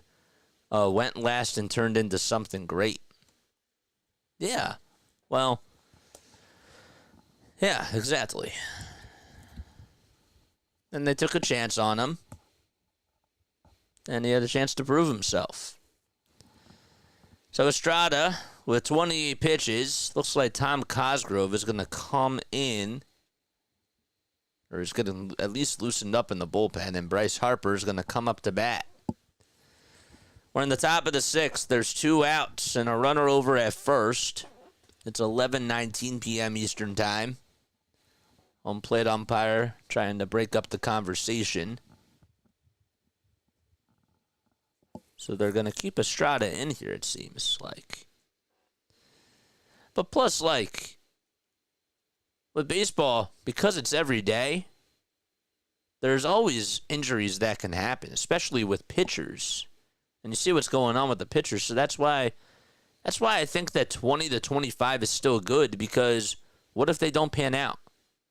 You know, what if you have a guy like Kyler Murray who wants to play baseball and football, but decides at the last second, you know what? I'm going to play football instead. First pitch to Bryce Harper. It's down low and inside for a ball. Maybe that's an anomaly, but that would suck.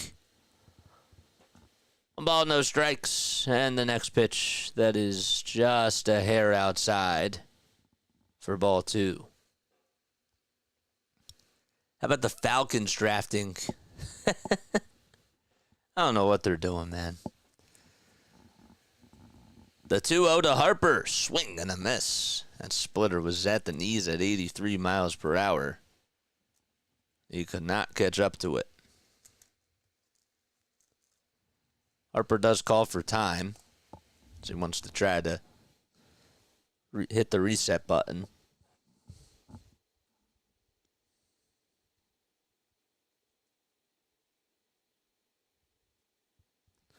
Two balls, 1 strike. Estrada gets set and delivers. And it's a low for ball 3. Harper is hitting .300 against NL West teams in the regular season and the playoffs. That includes 63 homers. As though 3-1 is fouled off. And 198 RBI coming into today. That's impressive. 3 balls, 2 strikes. Estrada with 33 pitches. Harper homered earlier in the game. And the payoff pitch to Bryce. Swing and a miss. Harper strikes out. And that's the end of the inning. As he throws the bat and the helmet. And the inning is over. No runs, 1 man left. And we go to the bottom of the 6th out in San Diego. 7-1 Phillies. It's a good night for your Vikings. Yeah. Yep. Aaron Nola's gone 5 innings. Allowed 1 run, 3 hits, 1 walk, 6 strikeouts. He's done a good job so far. Oh, man. Sure you guys hit the thumbs up button, hit that subscribe button as well. That way you'll know when I go live. This is Play-by-Play with JJ. If you guys also, you don't have to do this, but if you want to donate to the channel, you're more than welcome to do so. Just hit that super chat button down below. If you are tuning in on Facebook or on any other social media platform, you can also come onto YouTube if you have a chance to do so. And I'll read your comments that way. I'm excited for him. You're excited for me as your quarterback? Yeah.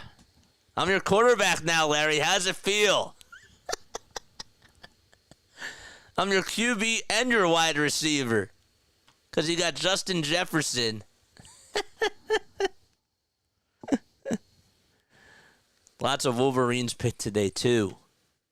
Yep. I'm not a Wolverine. I'm a human being. But, yeah, Michigan Wolverines. Yeah. I I am excited for JJ, though. I don't know why the Patriots didn't get him, but they didn't. JJ McCarthy, I think, is going to be a good one. JJ calling JJ the JJ. I know. That's a JJ to the... I was going to say JJ to the third power, but then you call it JJ cubed. At a multi-tool in the NFL. All right. Here's Fernando Tatis Jr., and the first pitch is fouled off of his front foot. It was a knuckle curve at 80 miles per hour. Yeah, I'm actually older than J.J. McCarthy. That feels weird. That's the weird thing about it, is that now I'm going to be older than these guys. Am I older than Justin Jefferson, too? Yo, one pitch. And that is a check swing, but he did go. Tatis, who's 0 for 2 today. Jefferson's 24, so yeah, I'm older than him too. JJ Inception. Inception with the interception. Oh, wait. No, I'm on offense. The 0-2 on the way. Down low.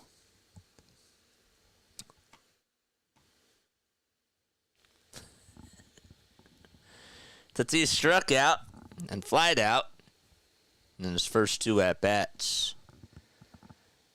Nola gets set above the letters and the pitch. It's a knuckle curve that was outside, and Tatis held his horses to make the count now 1-2. Mitch Haniger just had his 3rd career grand slam, and the Seattle Mariners now have a 6-1 lead. 2-2 on the way. Fouled off.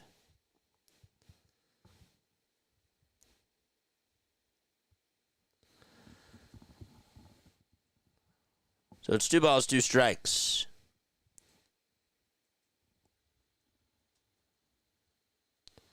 Joey Ortiz for the Milwaukee Brewers just had a wild night. It was 6-6 in the bottom of the 11th. They were taking on the Yankees. The pitch to Tatis, swing and a miss. And Nola gets his 7th strikeout of the day. 2nd time that he has struck out Tatis. And Jake Cronenworth is coming up to bat. So Joey Ortiz literally had his first career homer and just walked it off tonight against the Yankees to help the Brewers win 7-6. That's pretty awesome. He's 25 years old. He's a shortstop for the Brewers. Went to New Mexico State University and is 5'11". Jake Cronenworth, who's 1 for 2 with an RBI double in the 3rd. We're in the bottom of the 6th with 1 out. And the 1-0 pitch, fly ball, hit out over towards left field. It's carrying. It's going back towards the track. And Marsh leaps up and he makes the catch.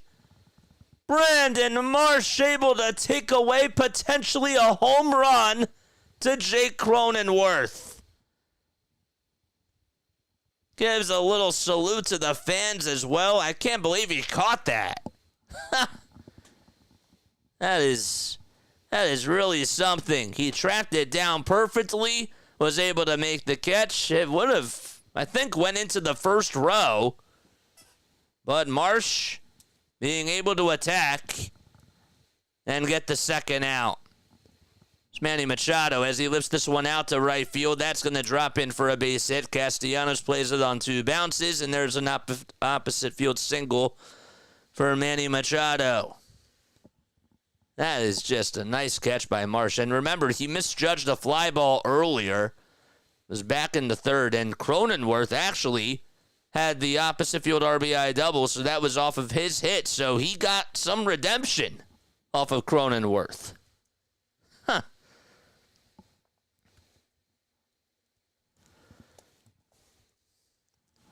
Here's Jarson Profar, who steps up to the plate, and he misses, and he takes it outside for a ball. Machado was giving Bryce Harper over at first base a little slap on the back. The 1-0 pitch. It's in there for a strike. Remember, of course, before Bryce Harper signed, Manny Machado was obviously the talk of the town, too. Those were the two highest free agents. And Phillies, I think that they got a good one in Bryce. I think that they got a good one. The 1-1, it's at the knees for a called strike. $339 million contract for 13 years. That's Bryce.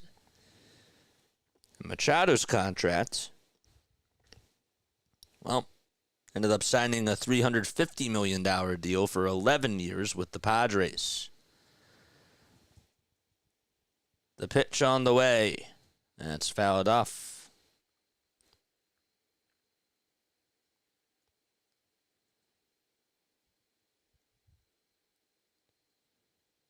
Machado actually had 6 years and $180 million remaining on the contract that he signed.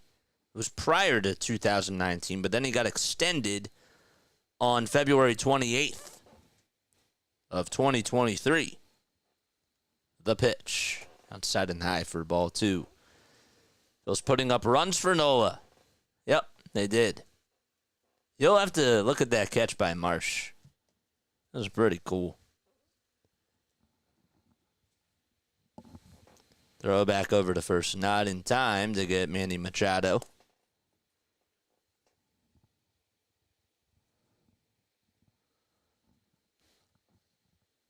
Profar at the dish. No balls, 2 strikes. 2 balls, 2 strikes. He's 0 for 2. And the next pitch, line drive over the head of Bryson Stott in the right field for a base hit. And stopping over at second base is Machado. And there's 2 runners aboard. Now Ha-Seong Kim is coming up to bat.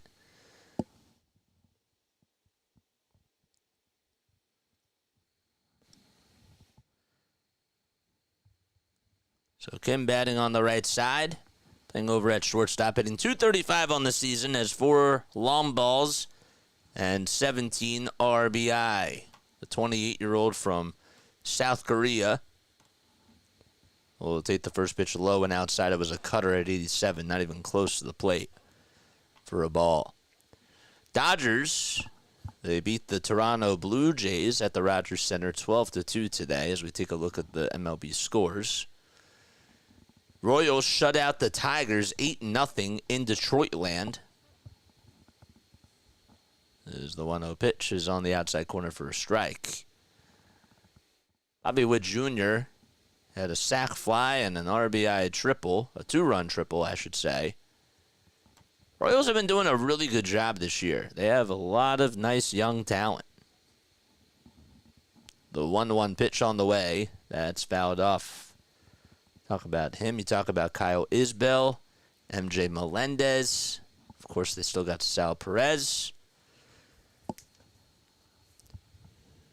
It's not baseball related, but the Bucks and the Clippers lose again. James Harden, former Sixer, and former Sixer Doc Rivers lost for their respective teams. Saw that.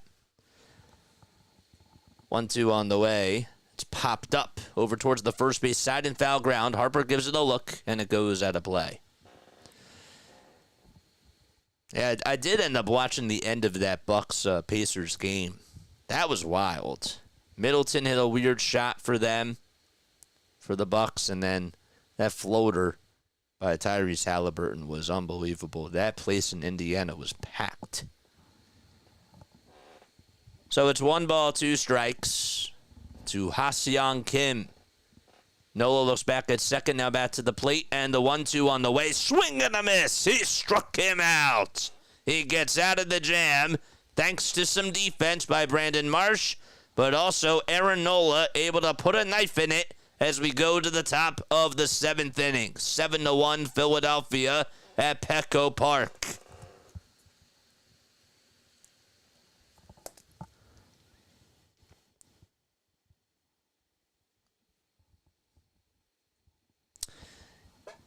This is a great way to sum it up. Corey Seidman, man. Shout out to Corey Seidman. Shout out to our new subscriber. for just coming on here and hitting that subscribe button. Really appreciate that. If you are new to the channel, like and subscribe and hit the thumbs up button. I wanted to just say, so Corey Simon posted a tweet tonight, and he gave some bulletin points, and they're really, really good. Quote, Phillies tonight, first point, 4 homers, 3 doubles from 6 different guys. Second bulletin point, Brandon Marsh has gone deep and also robbed Jake Cronenworth on a home run. 3, Trea Turner sliding backhand to Rob Machado. 4, Alec Boehm diving play to Rob Ha-Seong Kim. That was nice. I made sure that I circled that. And 5, Aaron Nola is in cruise control through 6. Other than that, ... Corey Seidman. Yeah, shout out to him, man. Shout out to Corey Seidman. Eagles got Cooper DeJean. Yeah, good pick. Absolutely. It was a great pick. Can't believe he was available. The Packers tried to trade up for him. And then they literally, they did. They traded up to try to get him. The Eagles ended up stealing them from him, or stealing him from them. And then they traded back. Yep. Kyle Schwarber just had his 35th career leadoff home run to start off the ball game. And Marsh, as we said, had an RBI double and a 2-run homer. Harper and Castellanos each hit a solo homer for the Phils. Now they have to face Tom Cosgrove. Here's Alec Boehm as he steps up to bat. And he takes the first pitch all the way, like it was in there for a strike.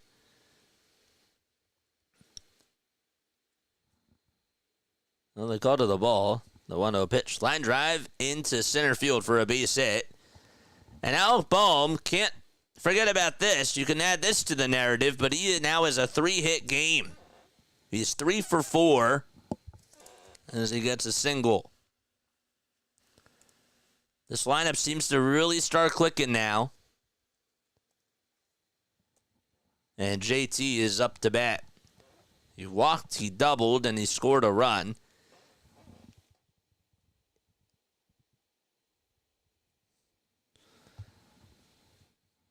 And Cosgrove on the hill.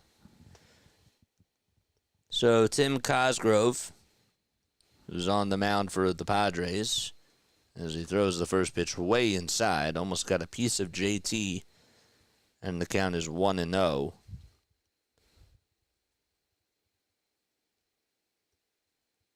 It's gone 12 games this season as a 9.31 earned run average and 9 2/3 of an inning.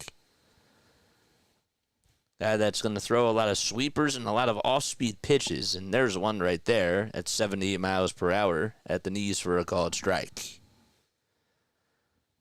1 ball, 1 strike to JT. Cosgrove doesn't want to waste any time. Looks back at home plate. Now back to first base, and the pitch to the plate. JT hits this one out to deep left field. It's going back towards the track. It's a second deck home run. He now wants to join into the party. A 2-run monstrous blast by JT. It hit the wall out in left field and almost went into the flower bed, but it's a 9-1 Phillies lead. Man, oh man. It's a home run derby here at Petco Park. No, they were showing a shot of the bullpen. That's what it was, but it just went out into left field, and it went into the second deck. I don't know why I said it went into the bullpen. It did not, obviously. Bullpen's out in right field. 1 ball, no strikes. To Brandon Marsh. We're in the top of the 7th, and the next pitch is inside for ball 2. Man, oh man. Have yourselves a day, Philadelphia. Just keeps getting better and better. The 2-0 to Marsh. That was a little bit high, but it's a called strike. Anyways, don't know how, but it was. He just ripped that thing out to left. 2-1 pitch. That got a piece of Brandon Marsh, but I believe it hit the knob of the bat, so it is a foul ball. And it is.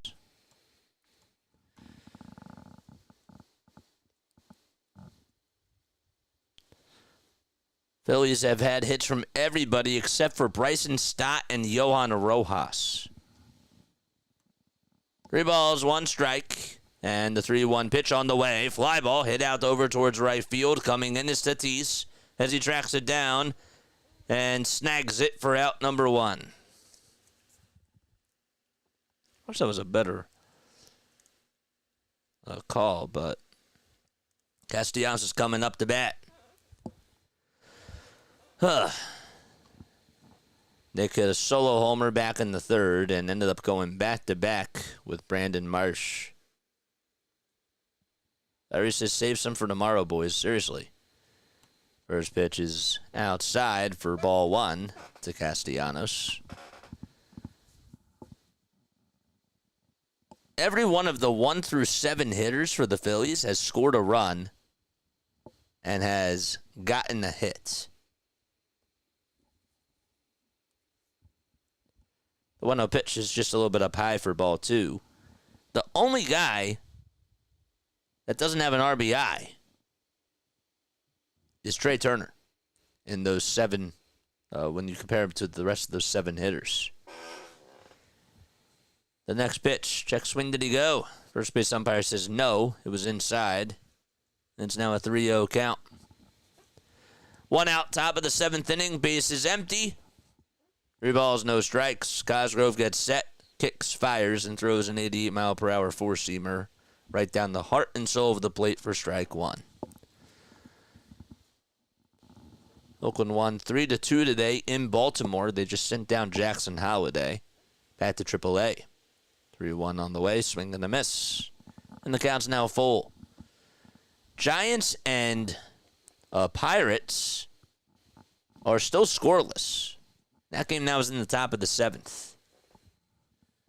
The other game that's going on right now is the Seattle and Arizona game. It's 6-1 in the top of the 9th, and Minnesota up 4-1 in L.A. against the Angels. 3-2 on the way. Strike 3 called, and Nick Castellanos goes down looking as he has to walk back to the dugout, and there's 2 away.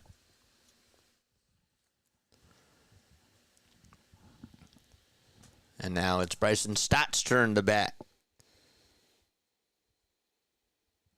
5 homers today for the Phils. 3 have been by left-handed hitters. 2 have been by right-handed hitters. And Stott takes it all the way for ball 1 on a sweeper, just below the strike zone.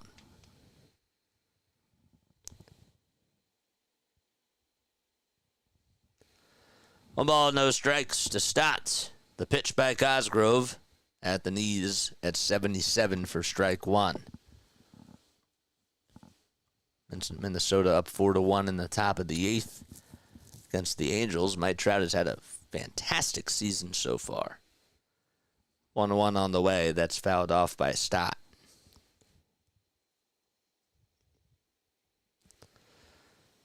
One and 2. 10 seconds left on the pitch clock. 19 pitches thrown by Cosgrove so far. 5 seconds left now. And the 1-2 on the way just misses. And the count's now even at 2-2.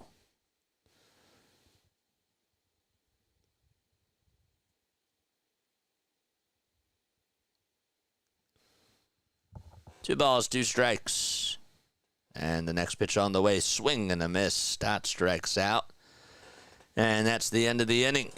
We go to the bottom of the 7th. JT gives the Phillies 2 more runs on the home run out to left field. And it's time to stretch at Petco Park. Right. If you are new to the channel, hit the thumbs up button. Hit the subscribe button as well. And turn on the notification bell icons, and that way you'll know when I go live. All right, I'm going to ask you a Phillies trivia question. And if you get the question correct, you will hear this. If you get the question wrong, you'll hear this. All right. So I want to know, Okay. What was the most home runs? Just give me a number. The most amount of home runs that the Phillies have hit in a game. The most amount of home runs that the Phillies have hit in a game.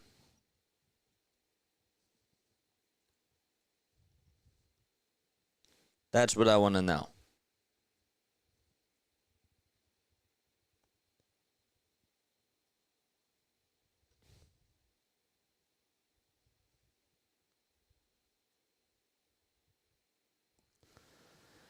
Nine.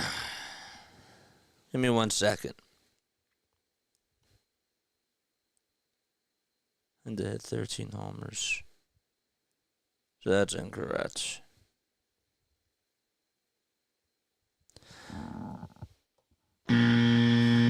Seven. Incorrect. 11.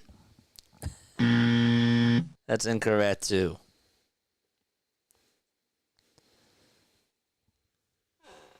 Most home runs hit by a Phillies team in a game. 8. Nope. Lower. Definitely lower. Arenolo's gone 6 innings. He's thrown 80 pitches. So we're in the bottom of the 7th. And the first pitch to Campusano is in there for a strike. 6, you're close. 5, that is correct. Good job.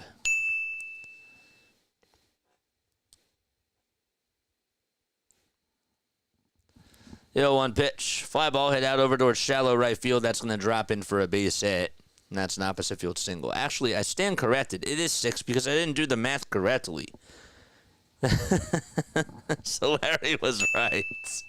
Larry was right.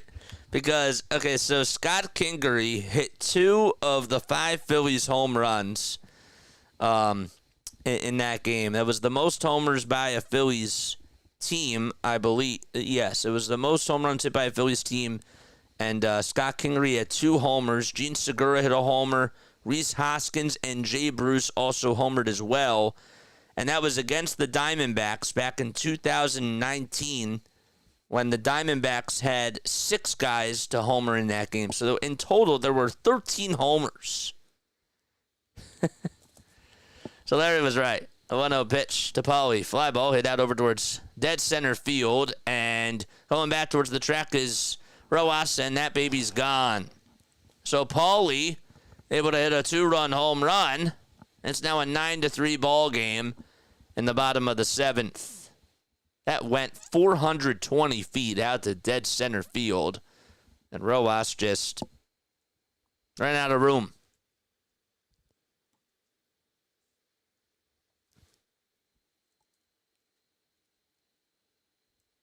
So, yeah, 13 homers were hit in that game. 6 were by the Phillies. And 7 were by Arizona. We're in the bottom of the 7th.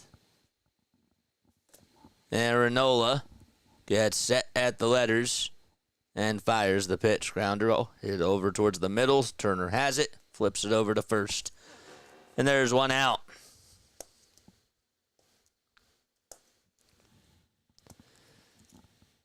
So 1 out in the bottom of the 7th. Nola with 85 pitches now.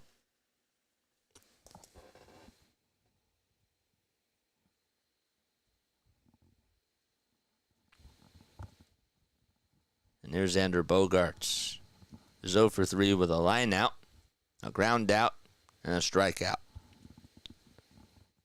First pitch on the way.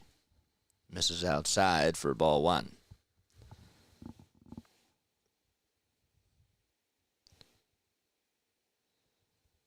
Now, Chuck Klein and Mike Schmidt are tied for the most homers for the Phillies in a game, but they had 4. They had 4 homers in a game, which I didn't know. 2 balls, no strikes. Schmidt had 4. That was on April 17th of 1976. 2-0 pitch. Grounder. Hit over towards third base. Bohm has it. Throws it over to first. And it's in plenty of time for the second out. Chuck Klein had 4 homers. And that was on July 10th of 1936.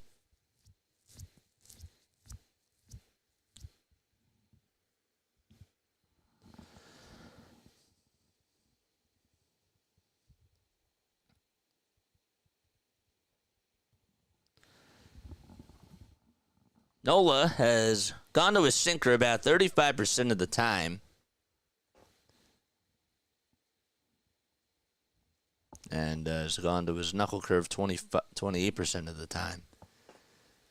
Phillies also hit 7 in a game in 1894. Well, and that is technically correct, but they weren't called the Phillies then. They weren't called the Phillies then. It was their organization. I said the Phillies. The pitch. It's in there for a strike. I said the Phillies. 1 ball, 1 strike, 2 outs, and the next pitch is just off the plate for ball 2. William got it right. Yeah, that's the franchise record. I said the Phillies record. I'll go back to the tape and I'll listen. If I'm wrong, I'm wrong. But I thought I said Phillies. 2 balls, 1 strike, and the next pitch. Fly ball hit out over to left field, and running in is Brandon Martian will make the catch. And the inning is over. We go to the top of the 8th inning. Phillies lead at 9-3. It was against the Boston Bean Eaters. I'll go back to the tape. I'll see if I said franchise or if I said the Phillies. Should I do it now? 52 people on here watching. Make sure you guys like and subscribe and hit the notification bell icon, and that way you'll know when I go live, baby. The Boston Bean Eaters. Huh. Let's get to 50 likes, man. Get ourselves to 50 thumbs ups. If we haven't done so already, I think we're at 42.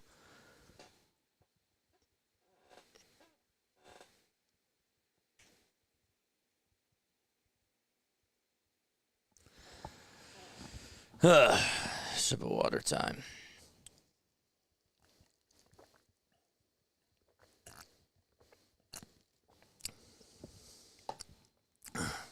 What were the Phillies called back then? They were the Phillies, but they moved to but then oh my gosh, the Philadelphia Athletics though became a thing, and then yeah, I guess you're right. You're right. You're right. Okay, you're right. Good job, Larry. Good job, Larry. Yes, he's right. All right, we go to the top of the 8th inning.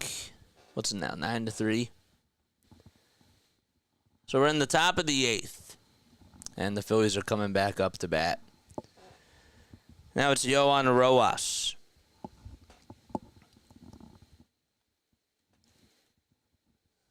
And the first pitch is in there for a strike. Phillies 1892 team. They had Bob Allen that year, Charlie Riley, and Sam Thompson. Wow. Are any of them Hall of Famers? I wonder.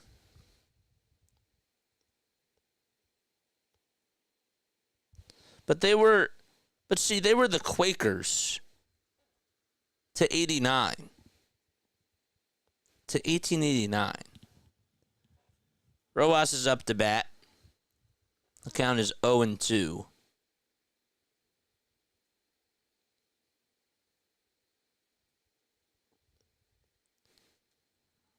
And the 0-2 pitch, that's chopped foul. That's so weird. So they They were the Philadelphia Quakers, and they joined the National Association in 1873. But then the league, or the team, however, well, actually, no, it was the league. They folded in 1975, as the 0-2 is up high and outside for a ball. And then, according to this article from MLB.com, the A's then got, so a year later, the NL was formed, and the Philadelphia A's joined it. As the next pitch is outside. It's now a 2-2 count. So it's 2 balls, 2 strikes. And the next pitch, line drive, foul over towards the left field side. But yeah, they got booted from the NL, the A's, after refusing to take a road trip late in the season. And then they wanted to reestablish itself in Philly, so it disbanded the they called them the Worcester Brown Stockings and formed a new franchise in Philadelphia in '83, and they called them the Phillies. But they were also called the Quakers too. The next pitch, ground ball, and back up the middle for a base hit. And Rojas is able to get a single to start off the top of the 8th, and that'll bring up Kyle Schwarber to bat.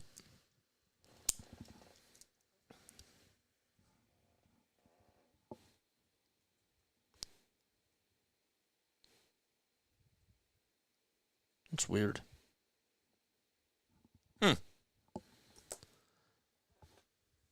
A's were a different franchise. Sam Thompson was a good player. I remember him. The ball is 1 strike. Kyle Schwarber's up to bat. It's 1 for 3. A solo home run. First pitch is, I think it's in there for a strike. So it makes it a 0-1 count. It's now a 1-1 count, actually, and the lights, they just flickered. Literally just flickered at Petco Park. Never seen that happen before.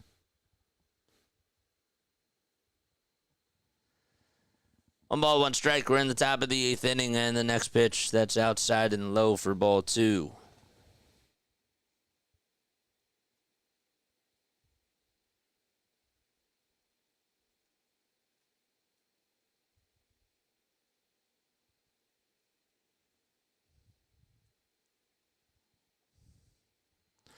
Two balls, 1 strike. And the next pitch is in there for, I think it was in there for a strike.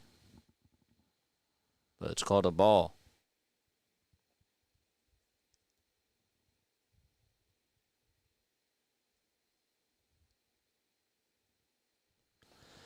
So it's 3 balls, 1 strike. And the next pitch, that's on the upper third of the zone for a called strike. It's been a really weird strike zone today for this home plate umpire.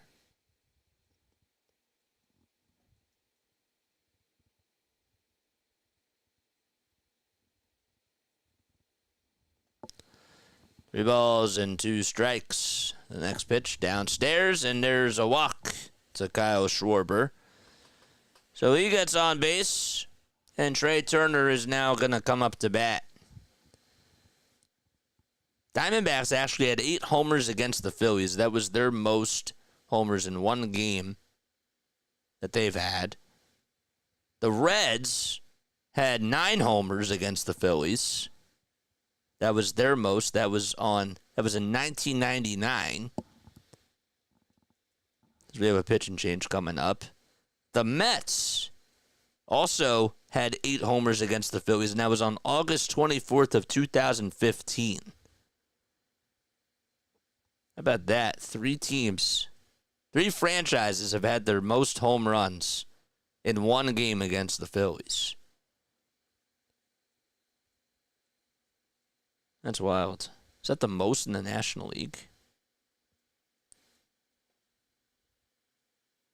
Most home runs hit in one game by every National League franchise, yeah. That's pretty wild.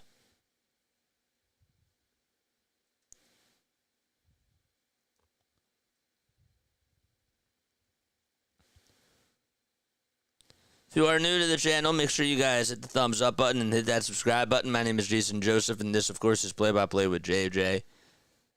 Sure you guys are doing that. But then this is a little confusing because I feel like I would see where the Phillies hit 7. According to this site, the Phillies hit 7 against the Mets, and that was on September 8th of 1998. It's 7 homers then. Huh. This was according to BaseballAlmanac.com.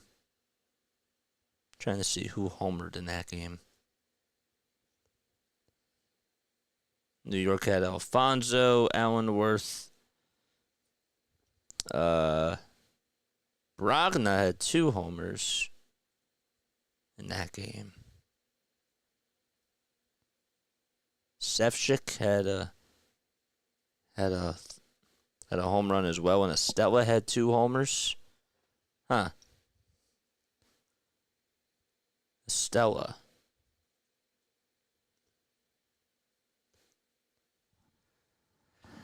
Wow. Right again, says Will. Okay, you got me. All right, Trea Turner's up to bat. Kolek is in there to pitch. So we're in the top of the 8th inning. Learn something new, man, every day. The 1-0 pitch. That's upstairs for ball 2 to Trea Turner. Scott Rowland was actually on that team. I didn't know that. And Bobby Estella. Yeah. Hit 2 homers that day. 2 balls, no strikes, and the next pitch fouled away. And that makes it now a 2-1 count. So Stephen Kolek is in there to pitch for San Diego. He has a 4.38 ERA in about 12 innings of work, 14 strikeouts, and 6 walks allowed. 2-1 delivery, down low and outside for ball 3.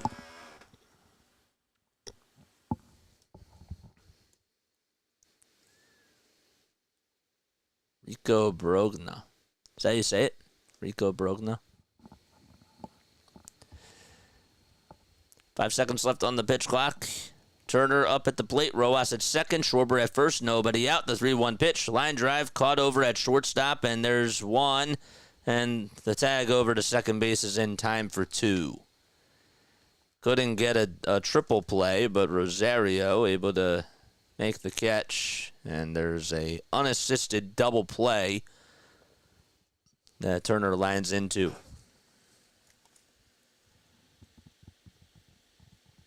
Hit sharply just on the nose.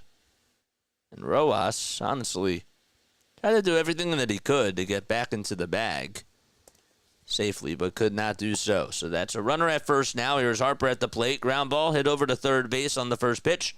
Machado throws it over to first, and the inning is over. So the Phillies got the first 2 guys on base.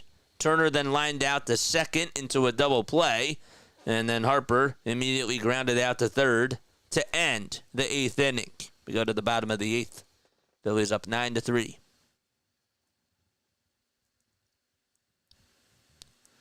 Line out double play. Don't usually see that in the scorecard.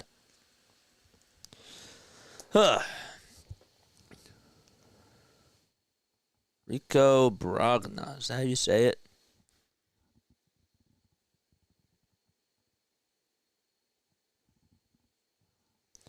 He's 54 now. He's 54 years old. Went to Watertown High School. Is that? Yeah, that's Watertown High School.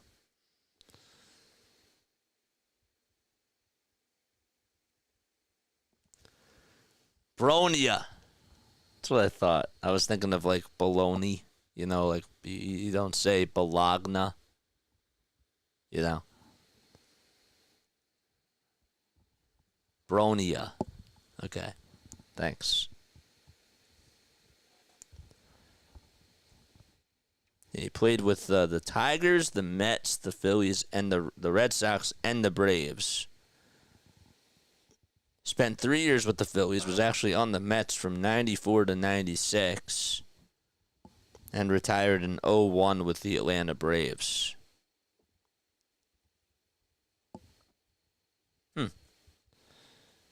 He played, in high school, he played baseball, basketball, and football, and was actually named to the All-State team as a quarterback, and he won the state championship in Watertown, Connecticut in 86. And actually, initially, signed a letter to play at Clemson as the quarterback, but instead decided to pursue a baseball career. Huh. It's wild. We're in the bottom of the 8th inning. Nobody on. And the first batter up to take a ball up high for ball 1 is Cronenworth. 1 ball, no strikes. 3, 4, and 5 due up. And the next pitch in there for strike 1. So Nola, they're keeping him out here for the 8th inning. He has 94 pitches. And I wonder how long they're going to keep him out. 1 ball, 1 strike. And the next pitch, swing and a miss. We like Rico here. Oh, Larry, you know the story. 95 pitches now for Nola. 7 innings, 8 strikeouts. I mean, he's done a good job. There's no doubt about it, but, you know, be nice to get somebody in the bullpen to come in with this type of a lead. 1-2 on the way, swing and a miss. He struck him out. And now has 9 strikeouts on the evening so far. Just past midnight. Nathan, do you cash out? Dude, I don't know. I don't know. Who'd you bet on? You didn't even say. Oh, you need the 5.5 spread to stay. I don't know. I have no clue, man. Here's Manny Machado as he takes a strike. It's an 0-1 count.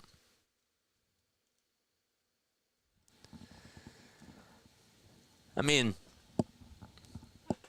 do you think that Aaron Nola is going to allow another run here? I don't know.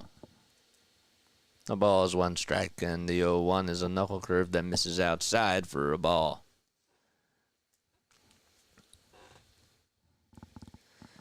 Aaron Nola has recorded an out in the 8th inning in 3 straight starts. That's his longest streak by any pitcher since 2021. Courtesy of Corey Seidman. 1-2 is the count. 1 out in the bottom of the 8th. Machado at the dish. 99 pitches. This is for the century mark. And here it is. It's down low. So that makes the count now 2-2. 8 seconds left on the pitch clock. 9-3 Phillies. In case you are just tuning in, Phillies have put up a lot of runs today. And the 2-2's way up high for ball 3. I think this has to be his last batter. Phillies put up 2 runs in the first, thanks to a leadoff homer by Kyle Schwarber. And they were also able to get an RBI double by Brandon Marsh. Then in the third, as it looks like rain is starting to come in. Oh, boy. 3-2 pitch, swing and a miss. Another strikeout for Aaron Nola. He's just wheeling and dealing now. 10 strikeouts for Nola in 7 2/3 of an inning. Went with a fastball right down the heart and soul of the plate. And Machado was late. Phillies were able to get more runs in the top of the 3rd inning. They got 4 runs to be exact on a home run by Harper. And back-to-back home runs by Marsh and Castellanos. Harper's homer was a solo shot. Marsh had a 2-run homer. And then they got some more runs. They got an RBI single from Alec Bowman, the 4th. And a 2-run home run by JT in the top of the 7th. Profar's up at the plate. It's an 0-2 count. I think it's raining there. The ball is 2 strikes. 2 outs in the bottom of the 8th. And Nola winds up and delivers. It's down low and inside for ball 1. There it is. Now it's starting to calm down. Wonder if they're going to finish the rest of this game. Dominguez is now warming up in the Phillies bullpen. 1-2 pitch on the way. Line drive caught by Turner as he makes the leaping catch. And Aaron Nola has gone 8 innings. He allowed 3 earned runs and had 10 strikeouts. As the rain picks up and we go to the top of the 9th, Phillies up 9-3. If they really try to finish this game out and put it in a rain delay, oh man, that would be wild. Phillies freaks, stand up. Freak Nation, y'all are the best. Thanks so much for staying up with me. It's been a heck of a day. It's been a heck of a week, man. And it's only going to get even crazier. It's our busiest time of the year for sure. My name is Jason Joseph. This is Play by Play with JJ. Thank you all so much for tuning in to all the Sixers, the Phillies, and the Eagles content that we've been providing. We're really trying to keep up with it all. And it's a lot. It really is. But if you love what you do, this is what you do, man. You know? So I can't be complaining. I'm really lucky. But, yeah, man. It is just that time of night. Plus the draft. I know. That's the thing. So it's really crazy. I will not be covering tomorrow afternoon's final day of the draft. Just won't be doing it. Need a little break. And then we'll be back on tomorrow night for the Phillies. We'll talk about that's what we'll do. We'll talk about the draft during the Phillies game. And then Sunday afternoon, we got the Sixers, man. We won't be doing the Phillies game. The Phillies do play at 4, but we're not going to be doing it because we're going to do a Sixers pregame show and a Sixers postgame show. And that takes priority. Maybe it's better that the Flyers didn't make the playoffs. No, not when they put it that way. No. I wanted to do the Flyers. I did. I said I was going to do some watch parties. All right, Alec Bohm is coming up to bat. 4, 5, and 6 due up for the Fightins. Nola had 106 pitches, got high fives from all his teammates, allowed 3 earned runs and 7 hits. The 0-1, and that's fouled off. He'd be exhausted. I wouldn't be able to do it because I wouldn't have studied.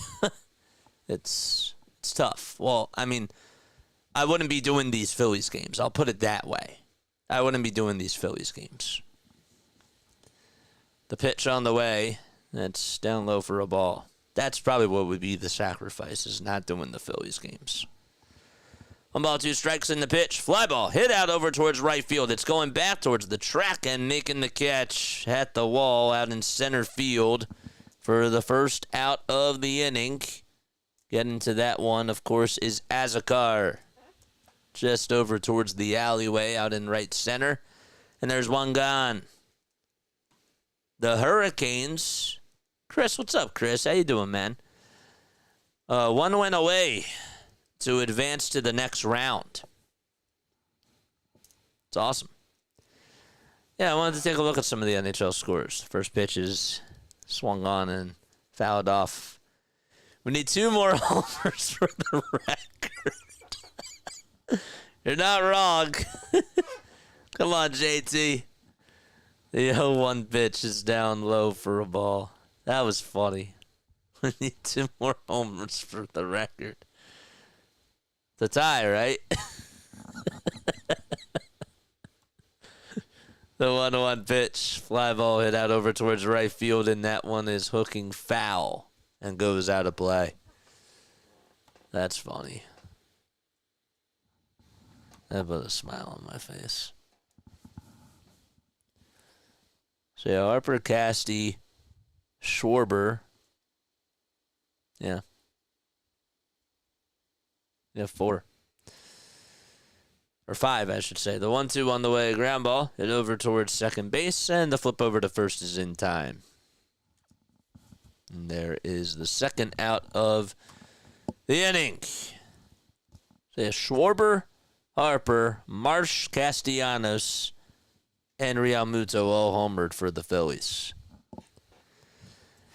All right, well, there's 2 outs now, and now it's Brandon Marsh's turn to come up. At least, if anything, this would be the most homers by a Phillies team this season. The pitch that's outside for ball 1. Funny that they pulled out the Eagles chant in San Diego. The 1-0 pitch, swing and a miss. Honestly, I don't know about you guys, but I'm not really a fan of, like, at another sporting event, unless it's like a playoff game. Yeah, like, you know, I know it's the NFL draft, as the 1-1 is inside and low for ball 2, but I'm not really a fan of, like, chanting, like, another sports team, like, at another sporting event, unless it's, like, yeah, if it's the NFL draft or if it's, like, the Super Bowl or a big deal, you know, then I think that that's all right. But me, I'm not the biggest fan of that. But what say you? There's a line drive that was fouled. It makes the count now 2-2. To Brandon Marsh. Next pitch to Marsh. Fly ball hit out over to center field. Is going to drop in for a base hit. And Brandon Marsh gets aboard with a 2-out single out to center field.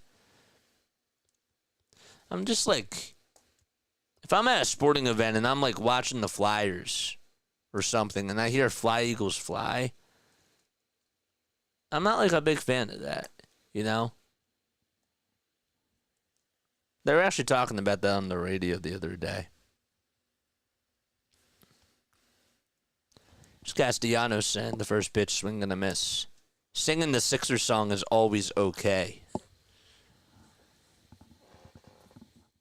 Sixers song is great, but even if like I'm doing a Phillies game, unless it's like the finals or something, then yeah, like I understand.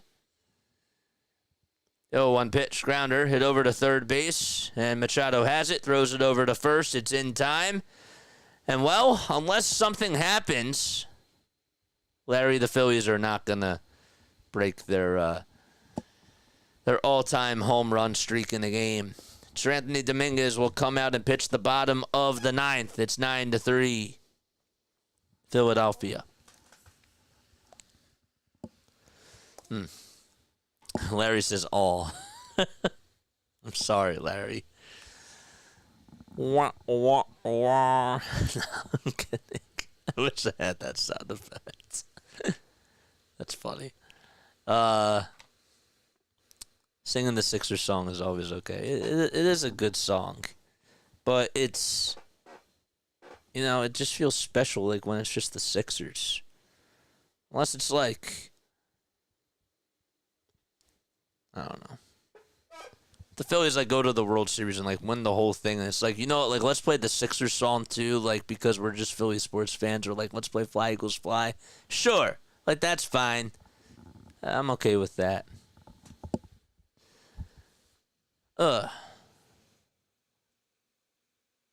One more inning. What the heck? Why 9-8? I didn't say 9. Final score prediction 9-8. No, because he's saying that because he wants to get his hopes up that the Phillies are going to break the home run record. Because that was our trivia question. I asked before how many home runs, or what were the most amount of home runs that were ever hit by the Phillies during a game. And we were going back and forth, and he was actually correct. That 7 was the right answer. I said 5. Because that was done more recently, and I didn't do my research before, so I screwed up there, and he was right. And he got me. I had a feeling that one day that was going to come, like where I got my own trivia question that I asked wrong. And I actually do have a book, but some of these things, like in the book, like you got to hunt for the hard ones, you know? That's tough.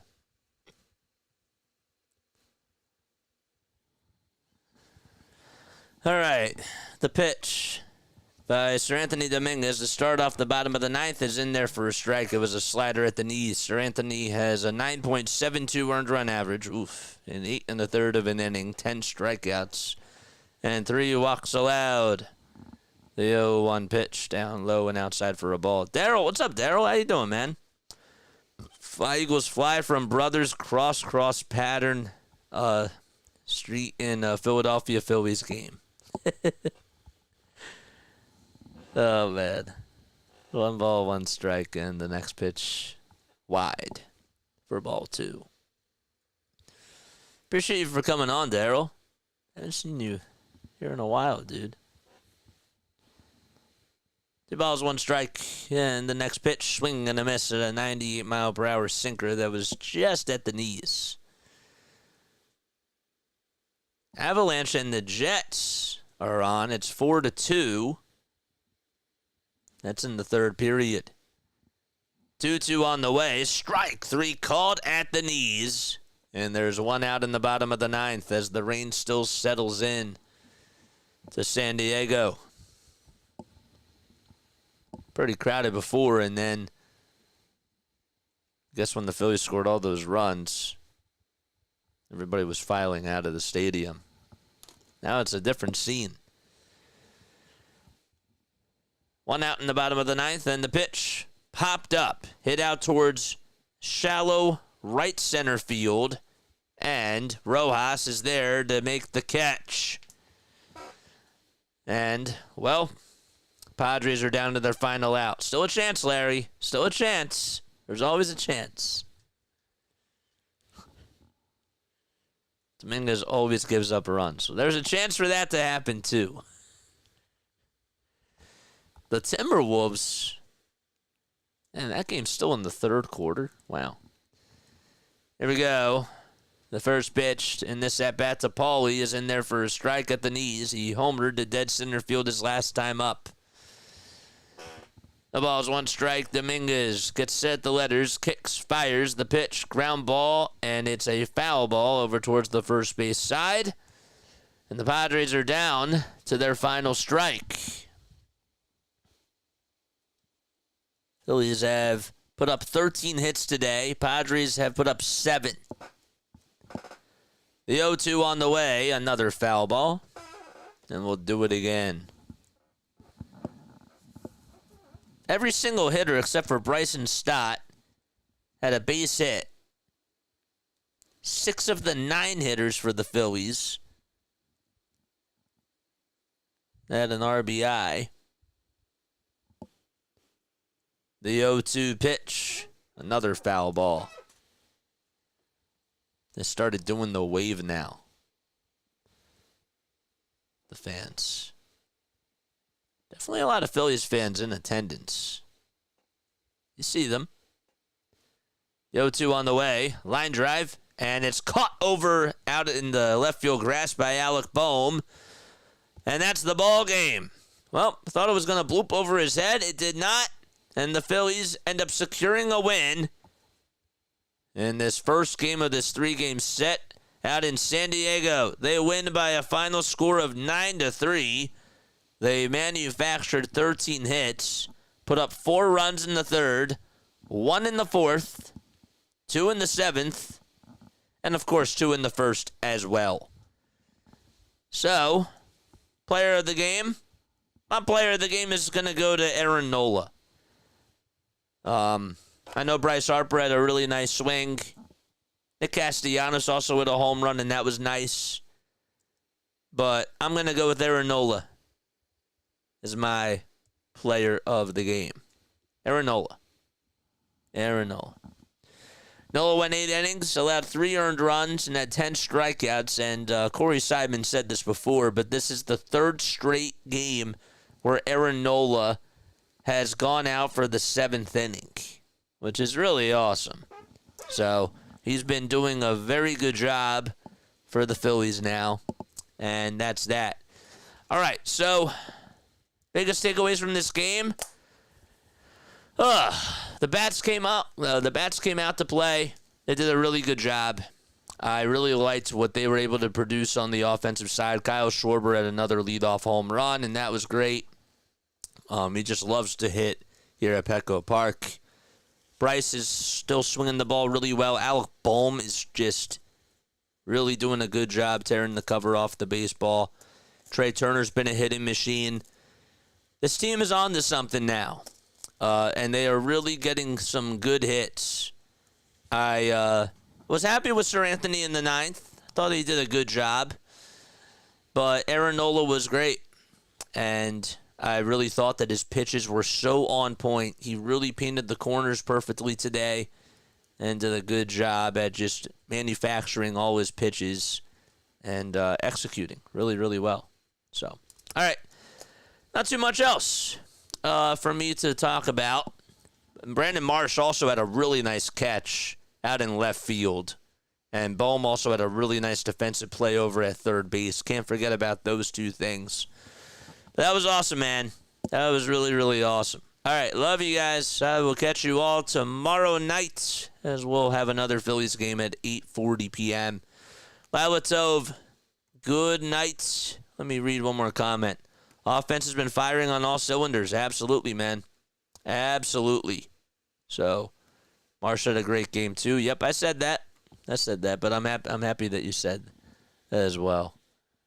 It's, that's not rain. That's just, I don't know if that's just like a little bit of a Gatorade or what, but it just came into the picture frame. And now Marsh can't even hear the broadcasters. That's wild. All right. Lila Tove, good night. And if you just subscribed to my channel, thank you all so much for tuning in. My name is Jason Joseph. We're live for the Phillies, the Sixers, and the Eagles. Go live for almost every single game, and we give you the play-by-play, man. See you tomorrow night. Lila Tove.